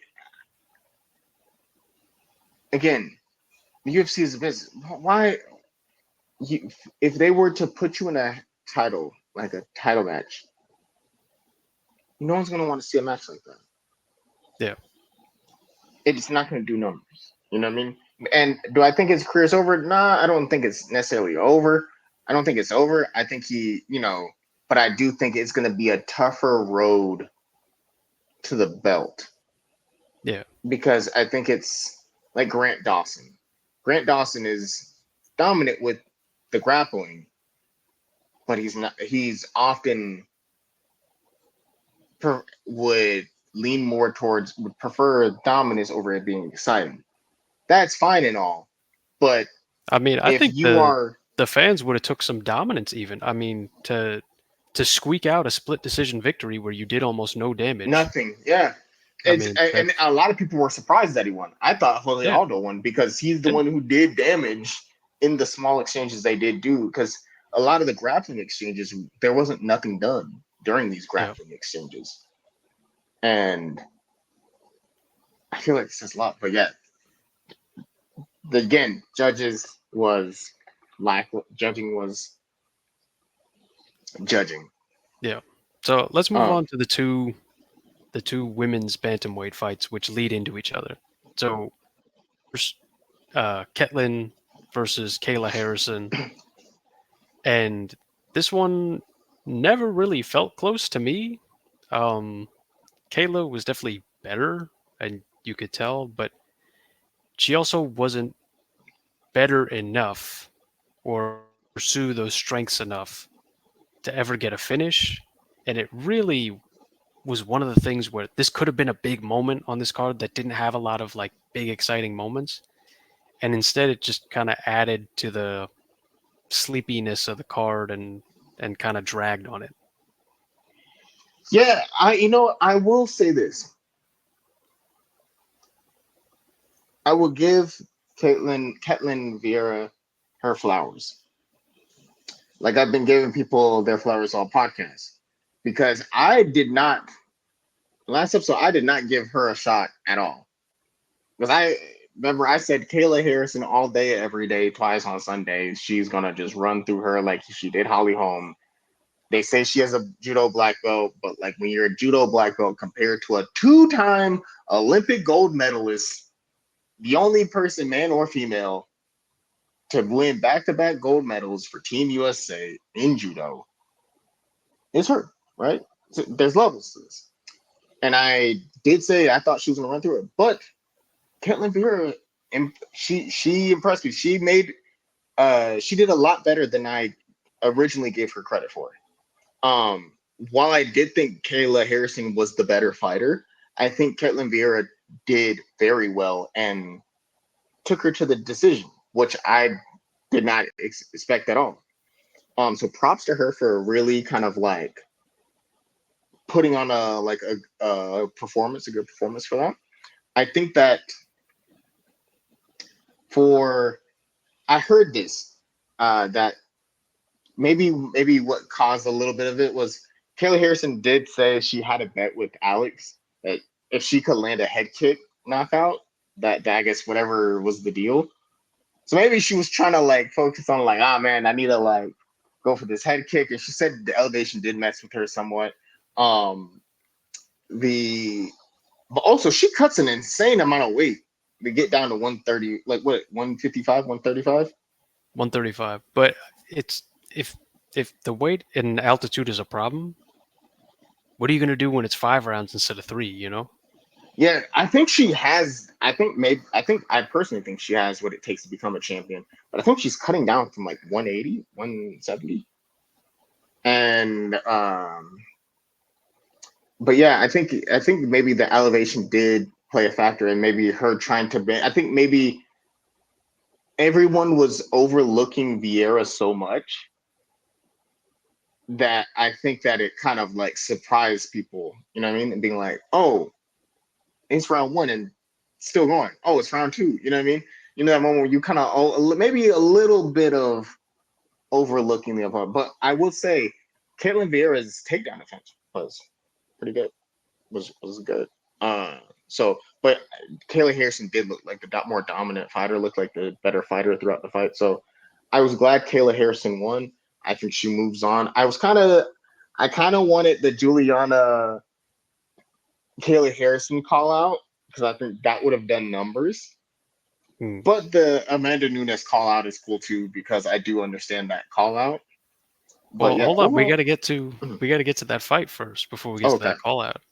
Because it's Kayla just left it at whoever wins the belt. I'm Mhm, next type of deal, which is more boring than picking somebody who you think's gonna win.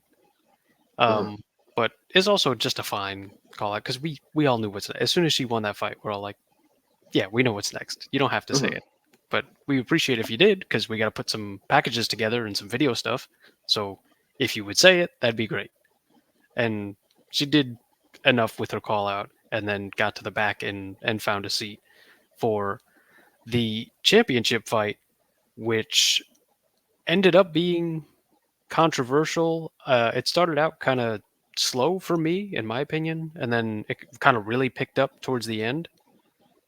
So it's Juliana comes out, and it's funny enough the first round ends up being the decisive round. So it's watching live. I had it for Pennington, and then the second round Juliana came on, in my opinion, and got 2 and 3, and then pretty much everybody had Pennington 4 and 5. So the first round was the closest round, and I feel like scoring it live, most people had it Pennington, but two of the judges had it for Pena, and so we end up, even though the last 2 rounds Pennington was clearly in the ascendancy and kind of rolling, and especially round 5 looked really good. And the last thing you saw was Pennington winning, so you think, oh, here it comes, and then uh, Pena gets the nod, which picked, but as it was happening live, for me, it didn't feel right. What would you think? again, more more flowers to give out. I got a whole bundle. You know what I mean? I've been giving them out all pod. You know what I mean? So I'm here, giving out the flowers because again, I was like, hey man, Juliana, all day she's gonna work. And I said, I have no problem like my words if like it does not work out that way. You know what I mean? Because things happen, people show up, and she did really show up, and like because she's not really known for like the power, she's not really known for like these type of things, but she showed up and she showed out. I think that Raquel Pennington, even though I'm as big of a Juliana fan I am, I think that Raquel Pennington did a way better than I expected. And she really performed and really showed some like championship level skill because she got her first knockdown in 19 professional fights. In that fight, it shows that the boxing was a big part of that game plan. And also, she enacted it really well. She did really well. And she was in that fight the entire time. You know what I mean? So it was a close fight. I had it 2-2 going into the final round. And I do think round one was the pivotal round that kind of was like, you know what I mean? Hmm. But yeah, they had that because that knockdown, I was like, whoa, because Who would have expected that? Yeah. Who? Nobody. Based off of statistics. You know what I mean? Like of okay, 19 professional fights and she hasn't had a knockdown. You know what I mean? She's not really known for the power. You know what I mean? Yeah. She has good submissions, but not known for the power. And when she did, I was kind of like, oh, and it got me nervous for a second because I was pulling for pain, but I was just like, geez, oh no, oh man, that's crazy. I was nervous for Pena, but also was very impressed by Raquel. I was very impressed by Pennington, but also very nervous for Pena. Being like, oh no, but I was like, oh wow, that's crazy. So I thought that was dope. Going into the fifth round, I was like, okay, it's 2-2. And then when the round was over, I was kind of like, okay, like I know it's gonna be a split decision. I'm hoping. I think me as a fan, I was just hoping for a Pena win, just because I'm a Pena fan. But then I was like, something tells me it could very much go to Pennington. And I was thinking like, ooh, it's a 50-50, probably 60-40 Pennington, maybe 50-50 Pennington. I was like, I don't know. I don't know how the judges judge that. You know what I mean? Like, Mm. because the way the round ended in round five compared to, and then on top of that, like how round one went, I was like, And when I thought, when Pena won, I was kind of, I was definitely happy, because now Pena is like the first, no, the second woman to win the belt, the bantamweight belt twice.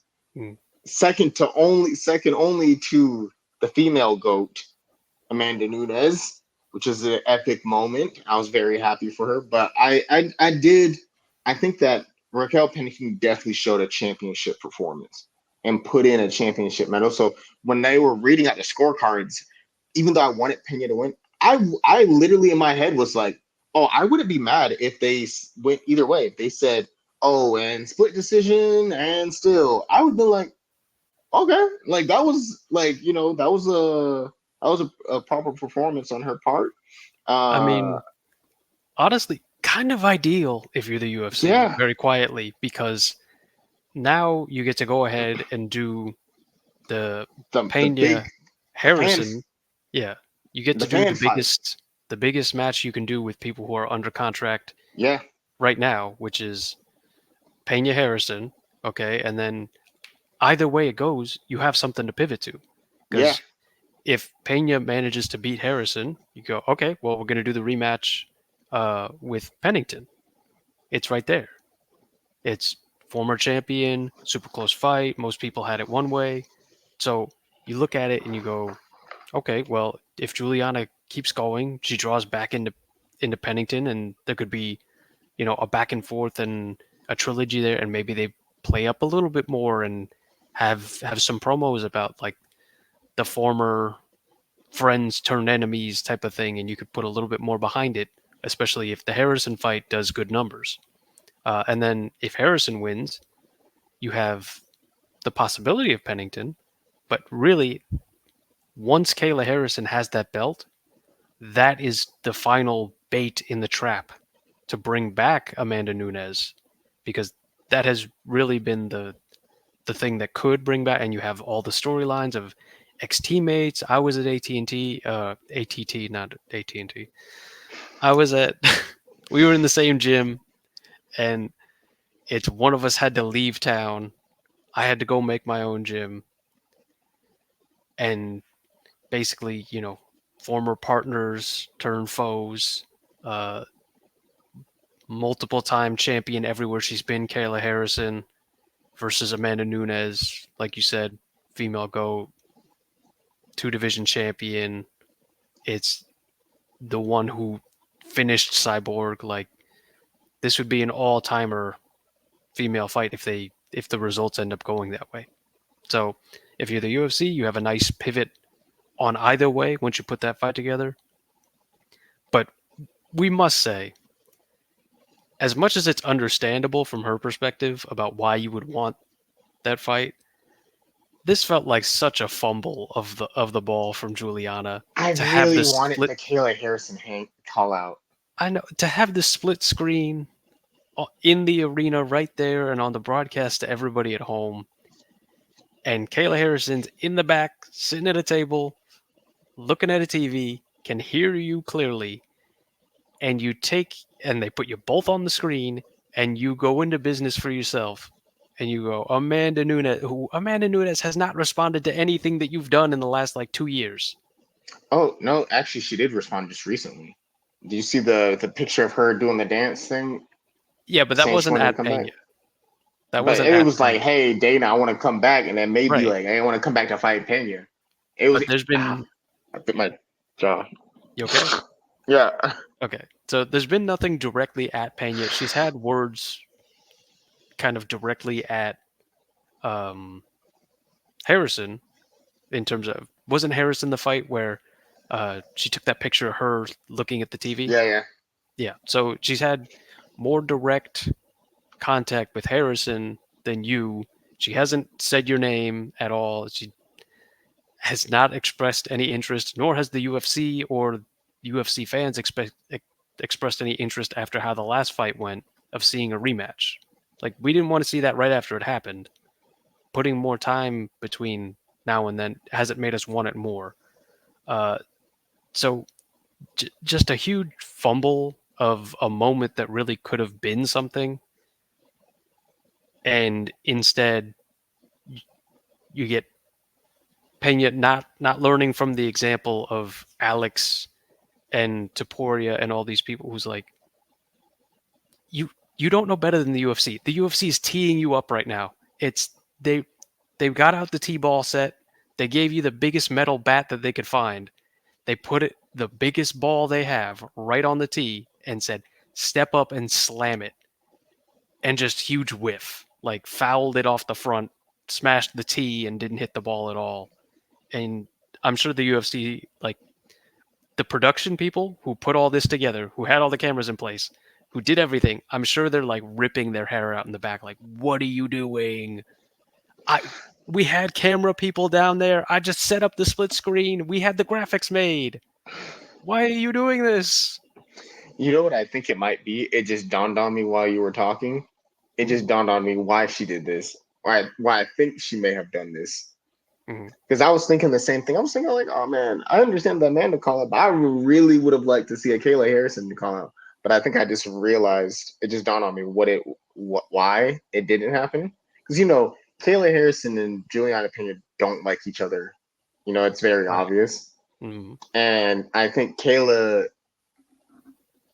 I want to say this is an assumption, this is a guess, but I think Kayla knew Juliana was going to win, or at least wanted Juliana to win. Maybe she knew. I I don't know think if she wanted, wanted it, but at least. yeah, wanted. Yeah, because I feel like it's a better, from a promotion standpoint, it's a Mhm. better money fight.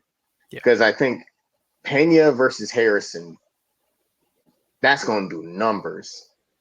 It should. Huh? It should. It We'll should. see if And Pena's got to get on the page, though. yeah, and then, but Pennington versus Harrison, I think it wouldn't do as much. I think it would do okay. It would do good because Kayla Harrison's on the card.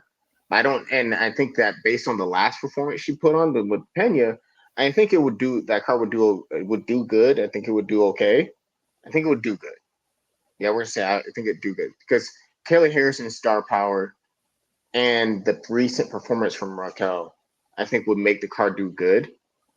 But I think Pena versus Harrison would make a card go great. You know what I mean? But I think I realized what happened because, Shirley Harrison has openly said she does not like Pena Mhm. and doesn't really much care for her. And Pena has said she don't really care for her. So maybe for her, she was like, "Oh, you won your match, I won my match. Now I know you're waiting for this moment. Now I know you're waiting for me to like call you out so you can have your moment.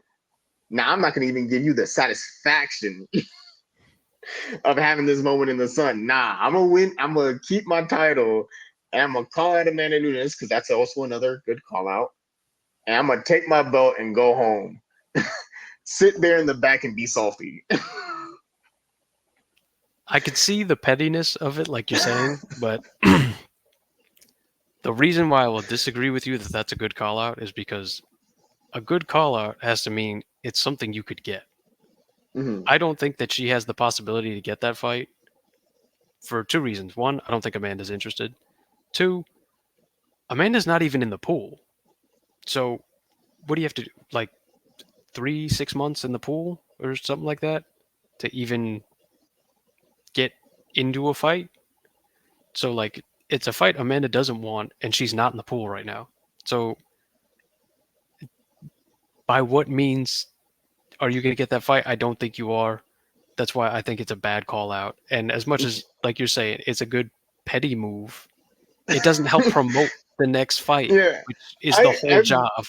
you know what I really think? I really don't think she. I think maybe I think it was one of those things where I'd really now that I think about it more, I really don't think the Nunes call out was the play there. I really think the play was like, sit back there and be salty. I'm not gonna. I know you're waiting for this call out, but I'm not gonna even get. He was talking a lot of. He was doing a lot of chatting. He was chatting a lot about me on online, and now you about to sit there and be big mad because I'm gonna hit you with this Uno reverse, hit you with this Yu-Gi-Oh trap card. You know what I mean?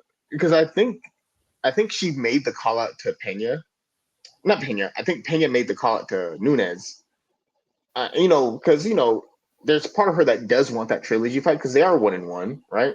But I don't think she really thought that she was going to get it, and I think she knows that Kayla Harrison's the next fight, but she's like, "Nah, I'm not about to let you build your star on like steal the moment, like have you steal like her moment." You know what I mean?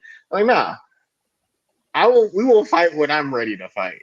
Like, you know what I mean? Like, when I'm ready to fight, you will sign the contract. Not like you know what I mean? Like, I'm gonna wait. I'm gonna enjoy this moment, being a two-time champion, and because I know you want this fight, we'll fight when I'm ready. And when I send this contract over, you're gonna sign it either way. So, I think it's just a mental warfare thing, just starting early. Well, if she really wanted to do that, she could have called out someone who's in the rankings who she possibly could fight instead. Like if Mhm. she decided to say like uh Macy Chasson or Norma Dumont But that's instead. no one's looking for that fight though. No one's really looking for a Pena versus Dumont. No, not Dumont. No one's looking for a Pena versus Chasson fight. But at least the Pena Nunes get people talking. It gets fans like at That least doesn't for though. people because like people want to see Amanda come back. I know, but People if you're who gonna were if you're gonna say like like, oh, let's start a conversation with a fight I'm not gonna get anyway, why not call out like Valentina or Grasso or somebody like that? because I feel like she is someone. This is just again just me playing the other side of the avocado. You know what I mean? Mhm. The you know cutting the other side of the avocado. I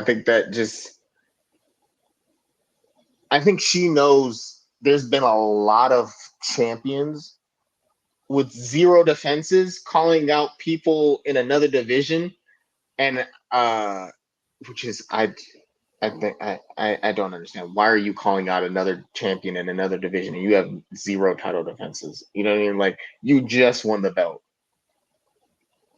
Let's chill. Let's you know what I mean. Let's let's put that on ice for a Well, second. You know she what I is a mean? two-time though. She Just saying. is two-time. No, I'm saying no. I'm not saying for Pena. I'm just saying Mhm. that like she is a two-time champion. But I think that for her, she knows. Like I think that she knows that if she were to call out, let's say Valentina, right? Mhm. You know you're not going to get that fight. It's not even realistic, and it's going to look like she's ducking the Kayla fight, right? You Uh, call it Macy Chasson, right? You call okay, it Macy Chasson, right? It looks like you're ducking her because that's like a direct move. But if you call it Nunes, while it is fairly like it may not happen, it's not as unrealistic as a Pena versus Shevchenko fight. You know what I mean? Like Pena is like you can make if someone says, "Oh, are you ducking are you ducking Harrison, Kayla Harrison?" Right? If you say you do the Nunes call, she could make the argument, and a lot of fans or fans of her could make the argument of being like, "Hey, they're 1-1. It's a trilogy. It's gonna be one of the biggest trilogies in women's MMA. Da da da da. But like, you know what I mean? There's the things that she could do where she's like, oh no, like it's just realistic enough where it's a maybe, but it's also petty enough where she could be like, you know what I mean? But then I think that I guess that depends compared to the on other one, like what people consider realistic or not. Because to me, the Nunez is as far fetched a one as like calling out Wei Lee or something like that. Because I really, legitimately think I think Nunez has zero interest in coming I think back she for a wants to Pena come fight. back. I think she wants to come back for a Harrison fight. I don't think she has Yeah, any interest in Pena again. yeah. So that's I can see that. And That's also, fair. That's Valentina fair. is currently number one female pound for pound. So Yeah. there would be even a better argument that I want your spot as female pound for pound, so I'm calling you out. You know what I mean? Uh huh. I And you're at because I least just licensed and in the pool. because I would be very much inclined to go with that line of thinking if they didn't like each other as much as they do. Like if this was just like a very like kind of like a chill kind of like promotion thing of being like, oh yeah, this person's a great fighter, this person's a great fighter, we're looking forward to a fight. I would be like, yeah, that's it. But for them to be like just taking shots at each other, even during the press conference, they were taking shots at each other. So I'm thinking this might have been like a uh I know, but if that's what it is, it's an side pocket ultimate shot. like cutting off your nose to spite your face. Oh, I understand that, and I would not disagree with you, but it is kind of like kind of like funny, like 50 Cent level of funny, just being like going to John Roosting and buying up all the tickets in the front two rows type thing, being like, yeah, you came all the way to the back just to watch this happen. Oh, I won. Oh, they got the camera on you. You going like ha ha ha ha, and then I go Amanda Nunes, and you're like, I could have just stayed out in the crowd for this. But I don't know. I feel like now that I think about it, yeah, I think it might be just the buildup of like, nah, the mental warfare starting early. Like I think Juliana understands and knows that she's gonna have to fight Harrison, but it's just kind of like, nah, like we're gonna fight on my terms, not fight on your terms. You know what I mean? Like the little like chess moves, the little like mind games prior to, you know what I mean? How like Connor was doing with Aldo with the speaking in Portuguese and then taking the belt and then you know what I mean? They do those little small things. I don't know. It feels to me like uh, a fumbling of the promotional bag, and it's for a division and a fight that can't really afford to fumble the bag many times. But I will tell you something. You know, I know a guy. Oh, go ahead. Do you have something on you know this? yeah. I'll say real quick. Yeah, I could definitely see that because I thought that too, honestly, prior to. But as we talked and I started thinking about it, and I was thinking like, ooh, this like the pettiness. I think pettiness angle might be it.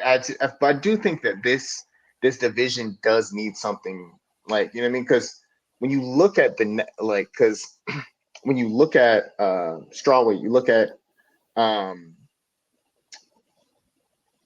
like the other two divisions in general, right? So packed. You know what I mean? You got Valentina, you got Grasso, you got you know that's another one. You got Valentina Shevchenko, you got you got my girl Alexa Grasso. You know what I mean? You know what I mean? Like the best best female fighter in that division. You know what I'm saying?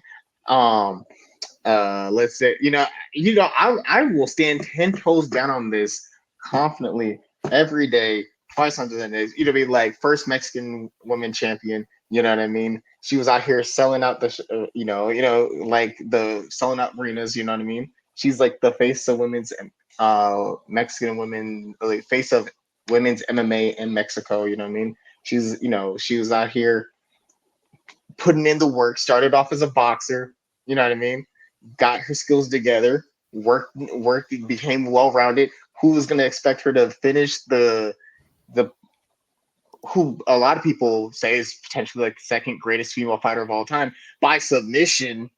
You know what I mean? Okay, She we don't fought have time for the Alexa Grasso life story. We're already late in here. So let's. the hype train. I will. She got the NBA. She got the Masters on that. I will. She got the accolades. She's a dope fighter, cool person. What I mean? I will. I. But outside of that, yes, because continuing on another time. But uh, I could go on for 15 minutes of I'm about sure you could, just. but the listening audience demand that we get to the point here so I can move on to our last topic. But yes, Alexa Grasso was great. She's amazing. Top tier, just epic fighter, right? Um, Hmm. but also the other women in that division, you got Natalia Silva, who's also another like person who we both feel like is like a future champion. Uh, you were the person that like this is one of your very early picks that you said that you were the one that put me on to Natalia Silva because you was like, hey, this lady, future champion, even before anybody knew who she was.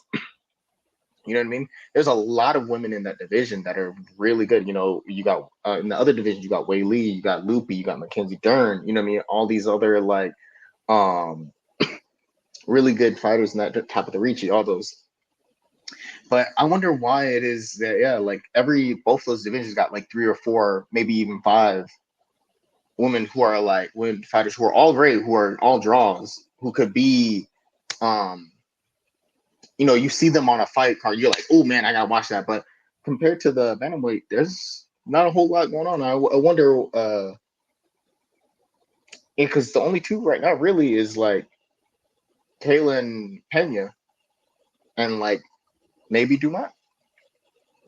Yeah, and I think if there's a couple others who, if they got some momentum or like switched up their their presentation, maybe, and like put a little bit more of themselves out there, they could do more. Like I think Aldana could be more like popular Mhm. if she was more like outgoing, kind of, and more forward facing.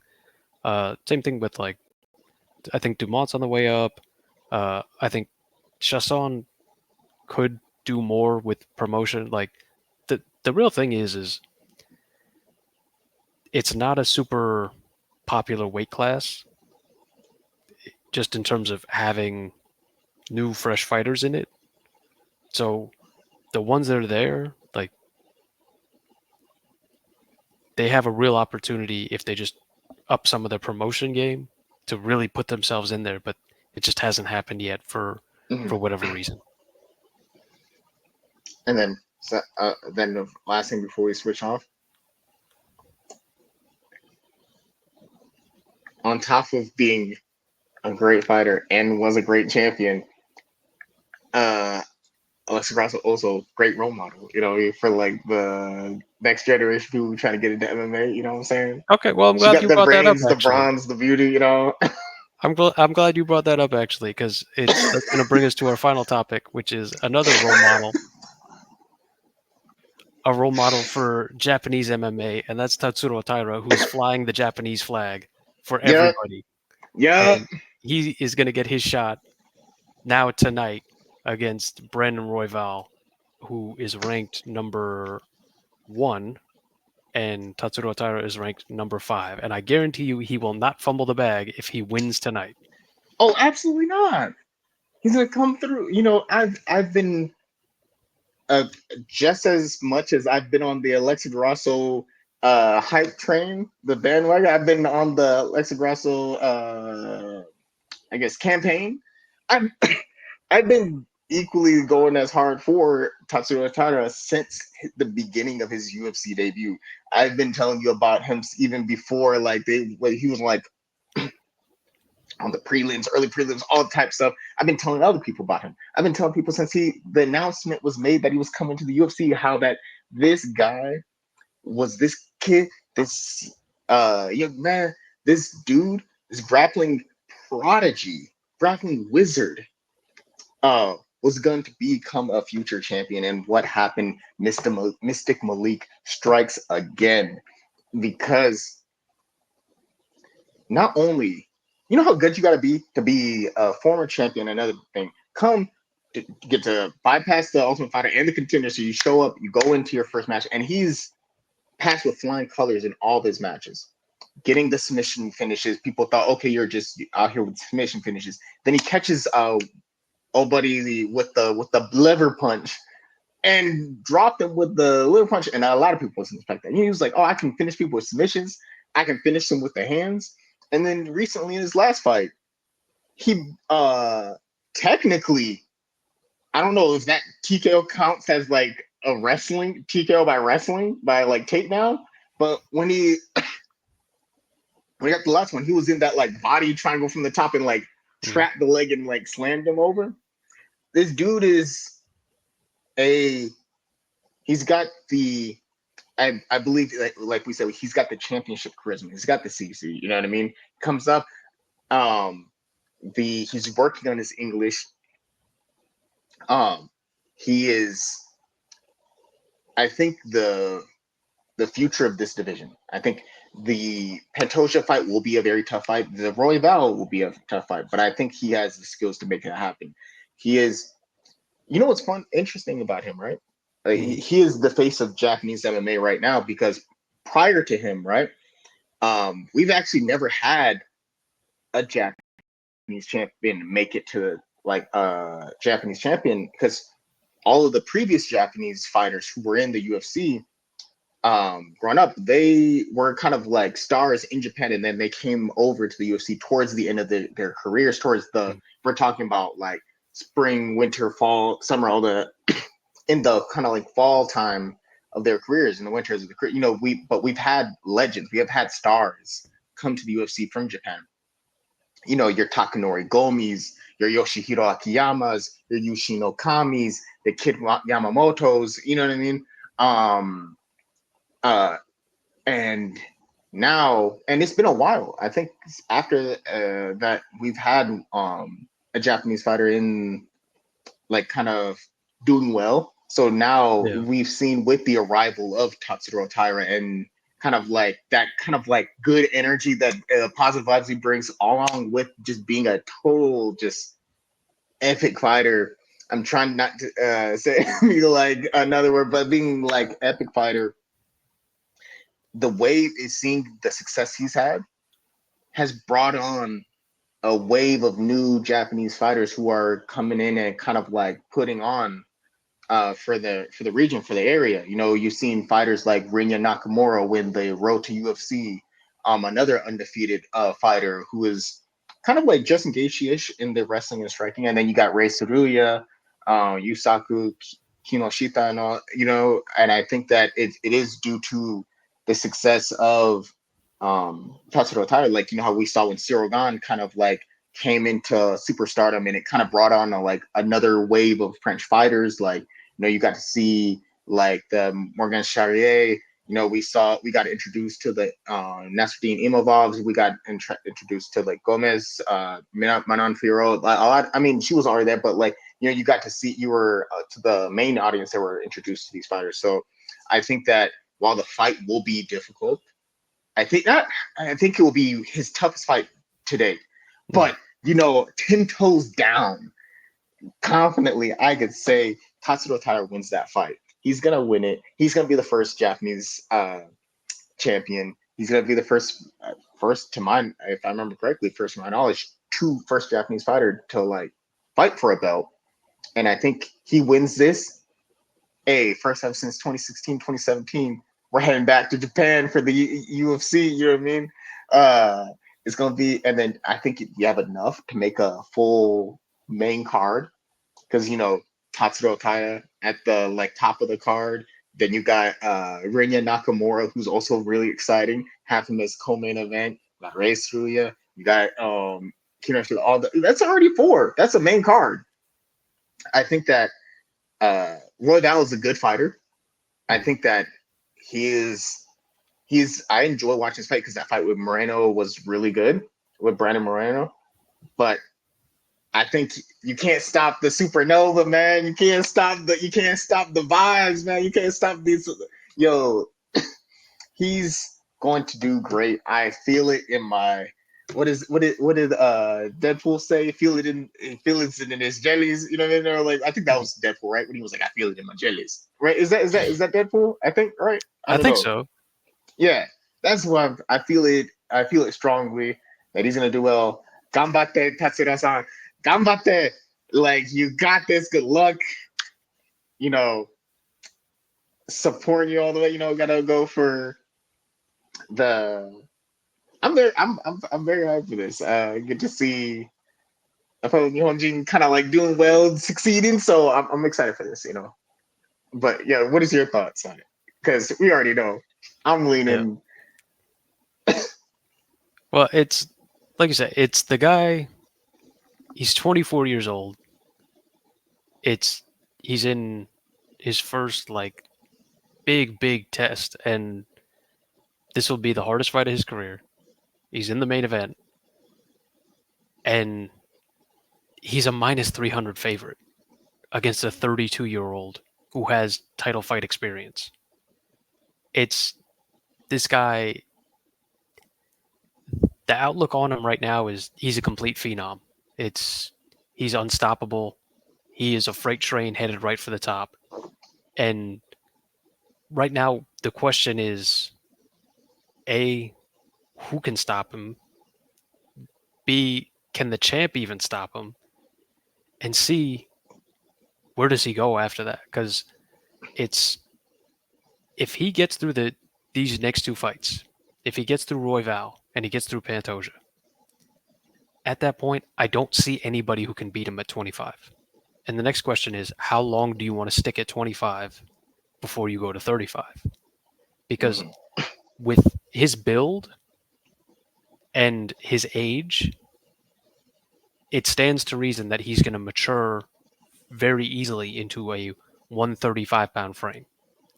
So you could be looking at a guy who is hanging around at 25, accumulating title defenses until him and or the UFC together decide, okay, now's the time to bring you up to 35. And at that point, you could be looking at someone who really could be on like a young a young DJ kind of territory because he's already super high level with all the grappling, and Yeah. he's been working on the striking. So if he can capture a title by 25 years old, and you can't really see anybody beating him in his own division right now, I mean, he could be sitting at the top of the division and using those guys as practice to just get better for his future endeavor of going up to 35 and working on his striking and all that. It's the ceiling on this guy is so high. He could absolutely be like you said, working with the striking, working with the English. If he becomes this well-rounded guy that it looks like he could be, he could really be one of the flag bearers of the UFC. He's got all the potential, he's got all the personality. It's this feels like one of those moments where you're the UFC, you're watching this going, okay, I put all of the right ingredients into the campfire. Now, if I can get the right spark, this thing's gonna bonfire and go absolutely crazy. And it looks like there's no real end in sight. So I'm with you. I have Taira also. I don't know if he's gonna be able to get the submission over Royval because Royval is very well versed in Mhm. the jiu-jitsu and the grappling. So I think he'll have an advantage in the wrestling with his size and his power and his strength. But I think he'll use that for ground and pound. And so I think we'll see Tyra get it done. I'm going to call a finish, and I'll say fourth round ground and pound. I'm gonna say uh third round submission. I think that like I think that it's gonna be that would really put a stamp on it. You know what I Mm-hmm. mean?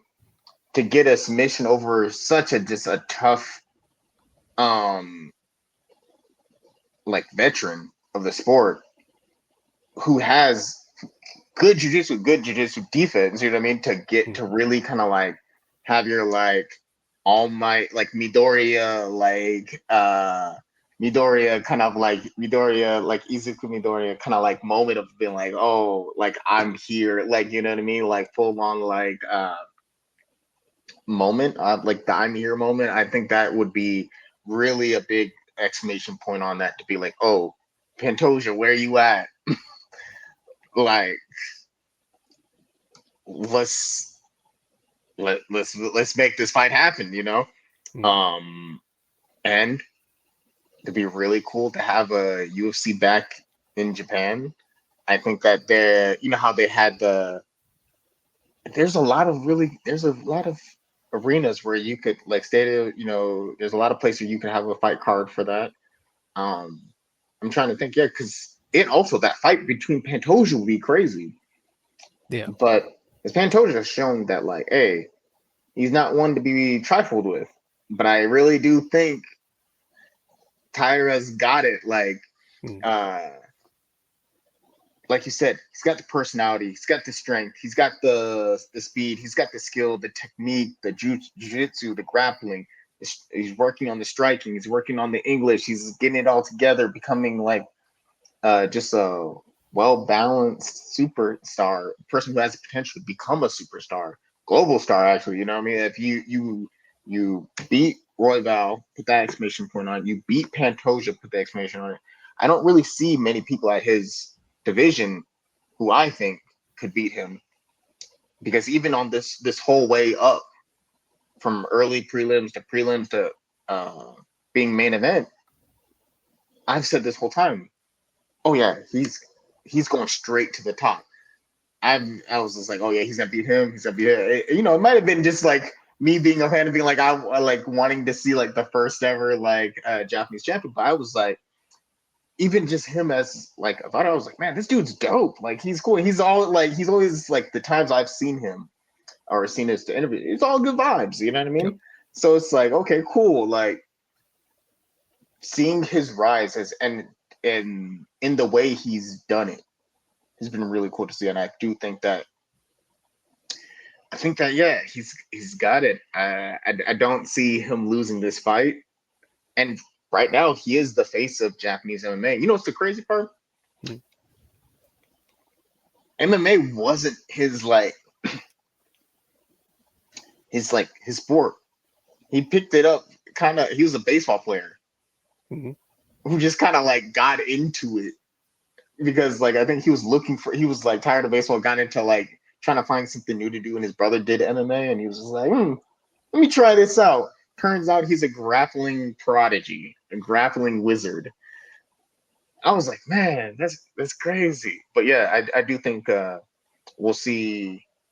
You know how like Mexico had their moment with like Mm. a lot of really great champions. You know, you had Yair Rodriguez, Alexa Grasso.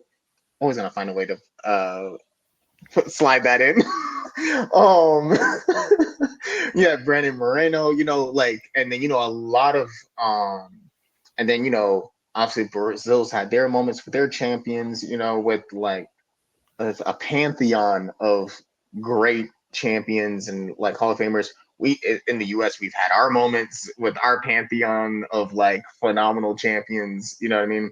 And legends. You got to see, you know, Poland have their, you know, with Jan Blachowicz, Joanna Jędrzejczyk, you know, get to see Georgia have their moment with like Deporia and Marab, you know, and I think this could be the beginning of it. France. I mean, like France had it with Cyril, even though he was the interim champ. They, you know, got to have their moment, being like, we got a guy like there. So I think this could be Japan's moment of having their kind of like rise because I do think Reina Nakamura, I think is the next guy to like become champion of that group. So to have two Japanese champions, both of them will be pretty cool.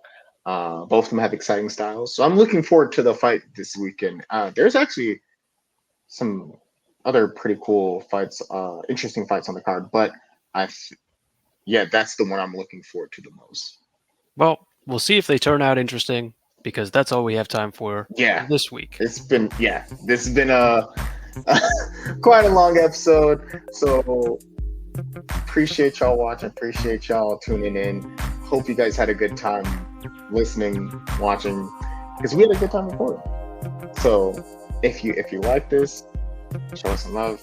Subscribe, like, all the above.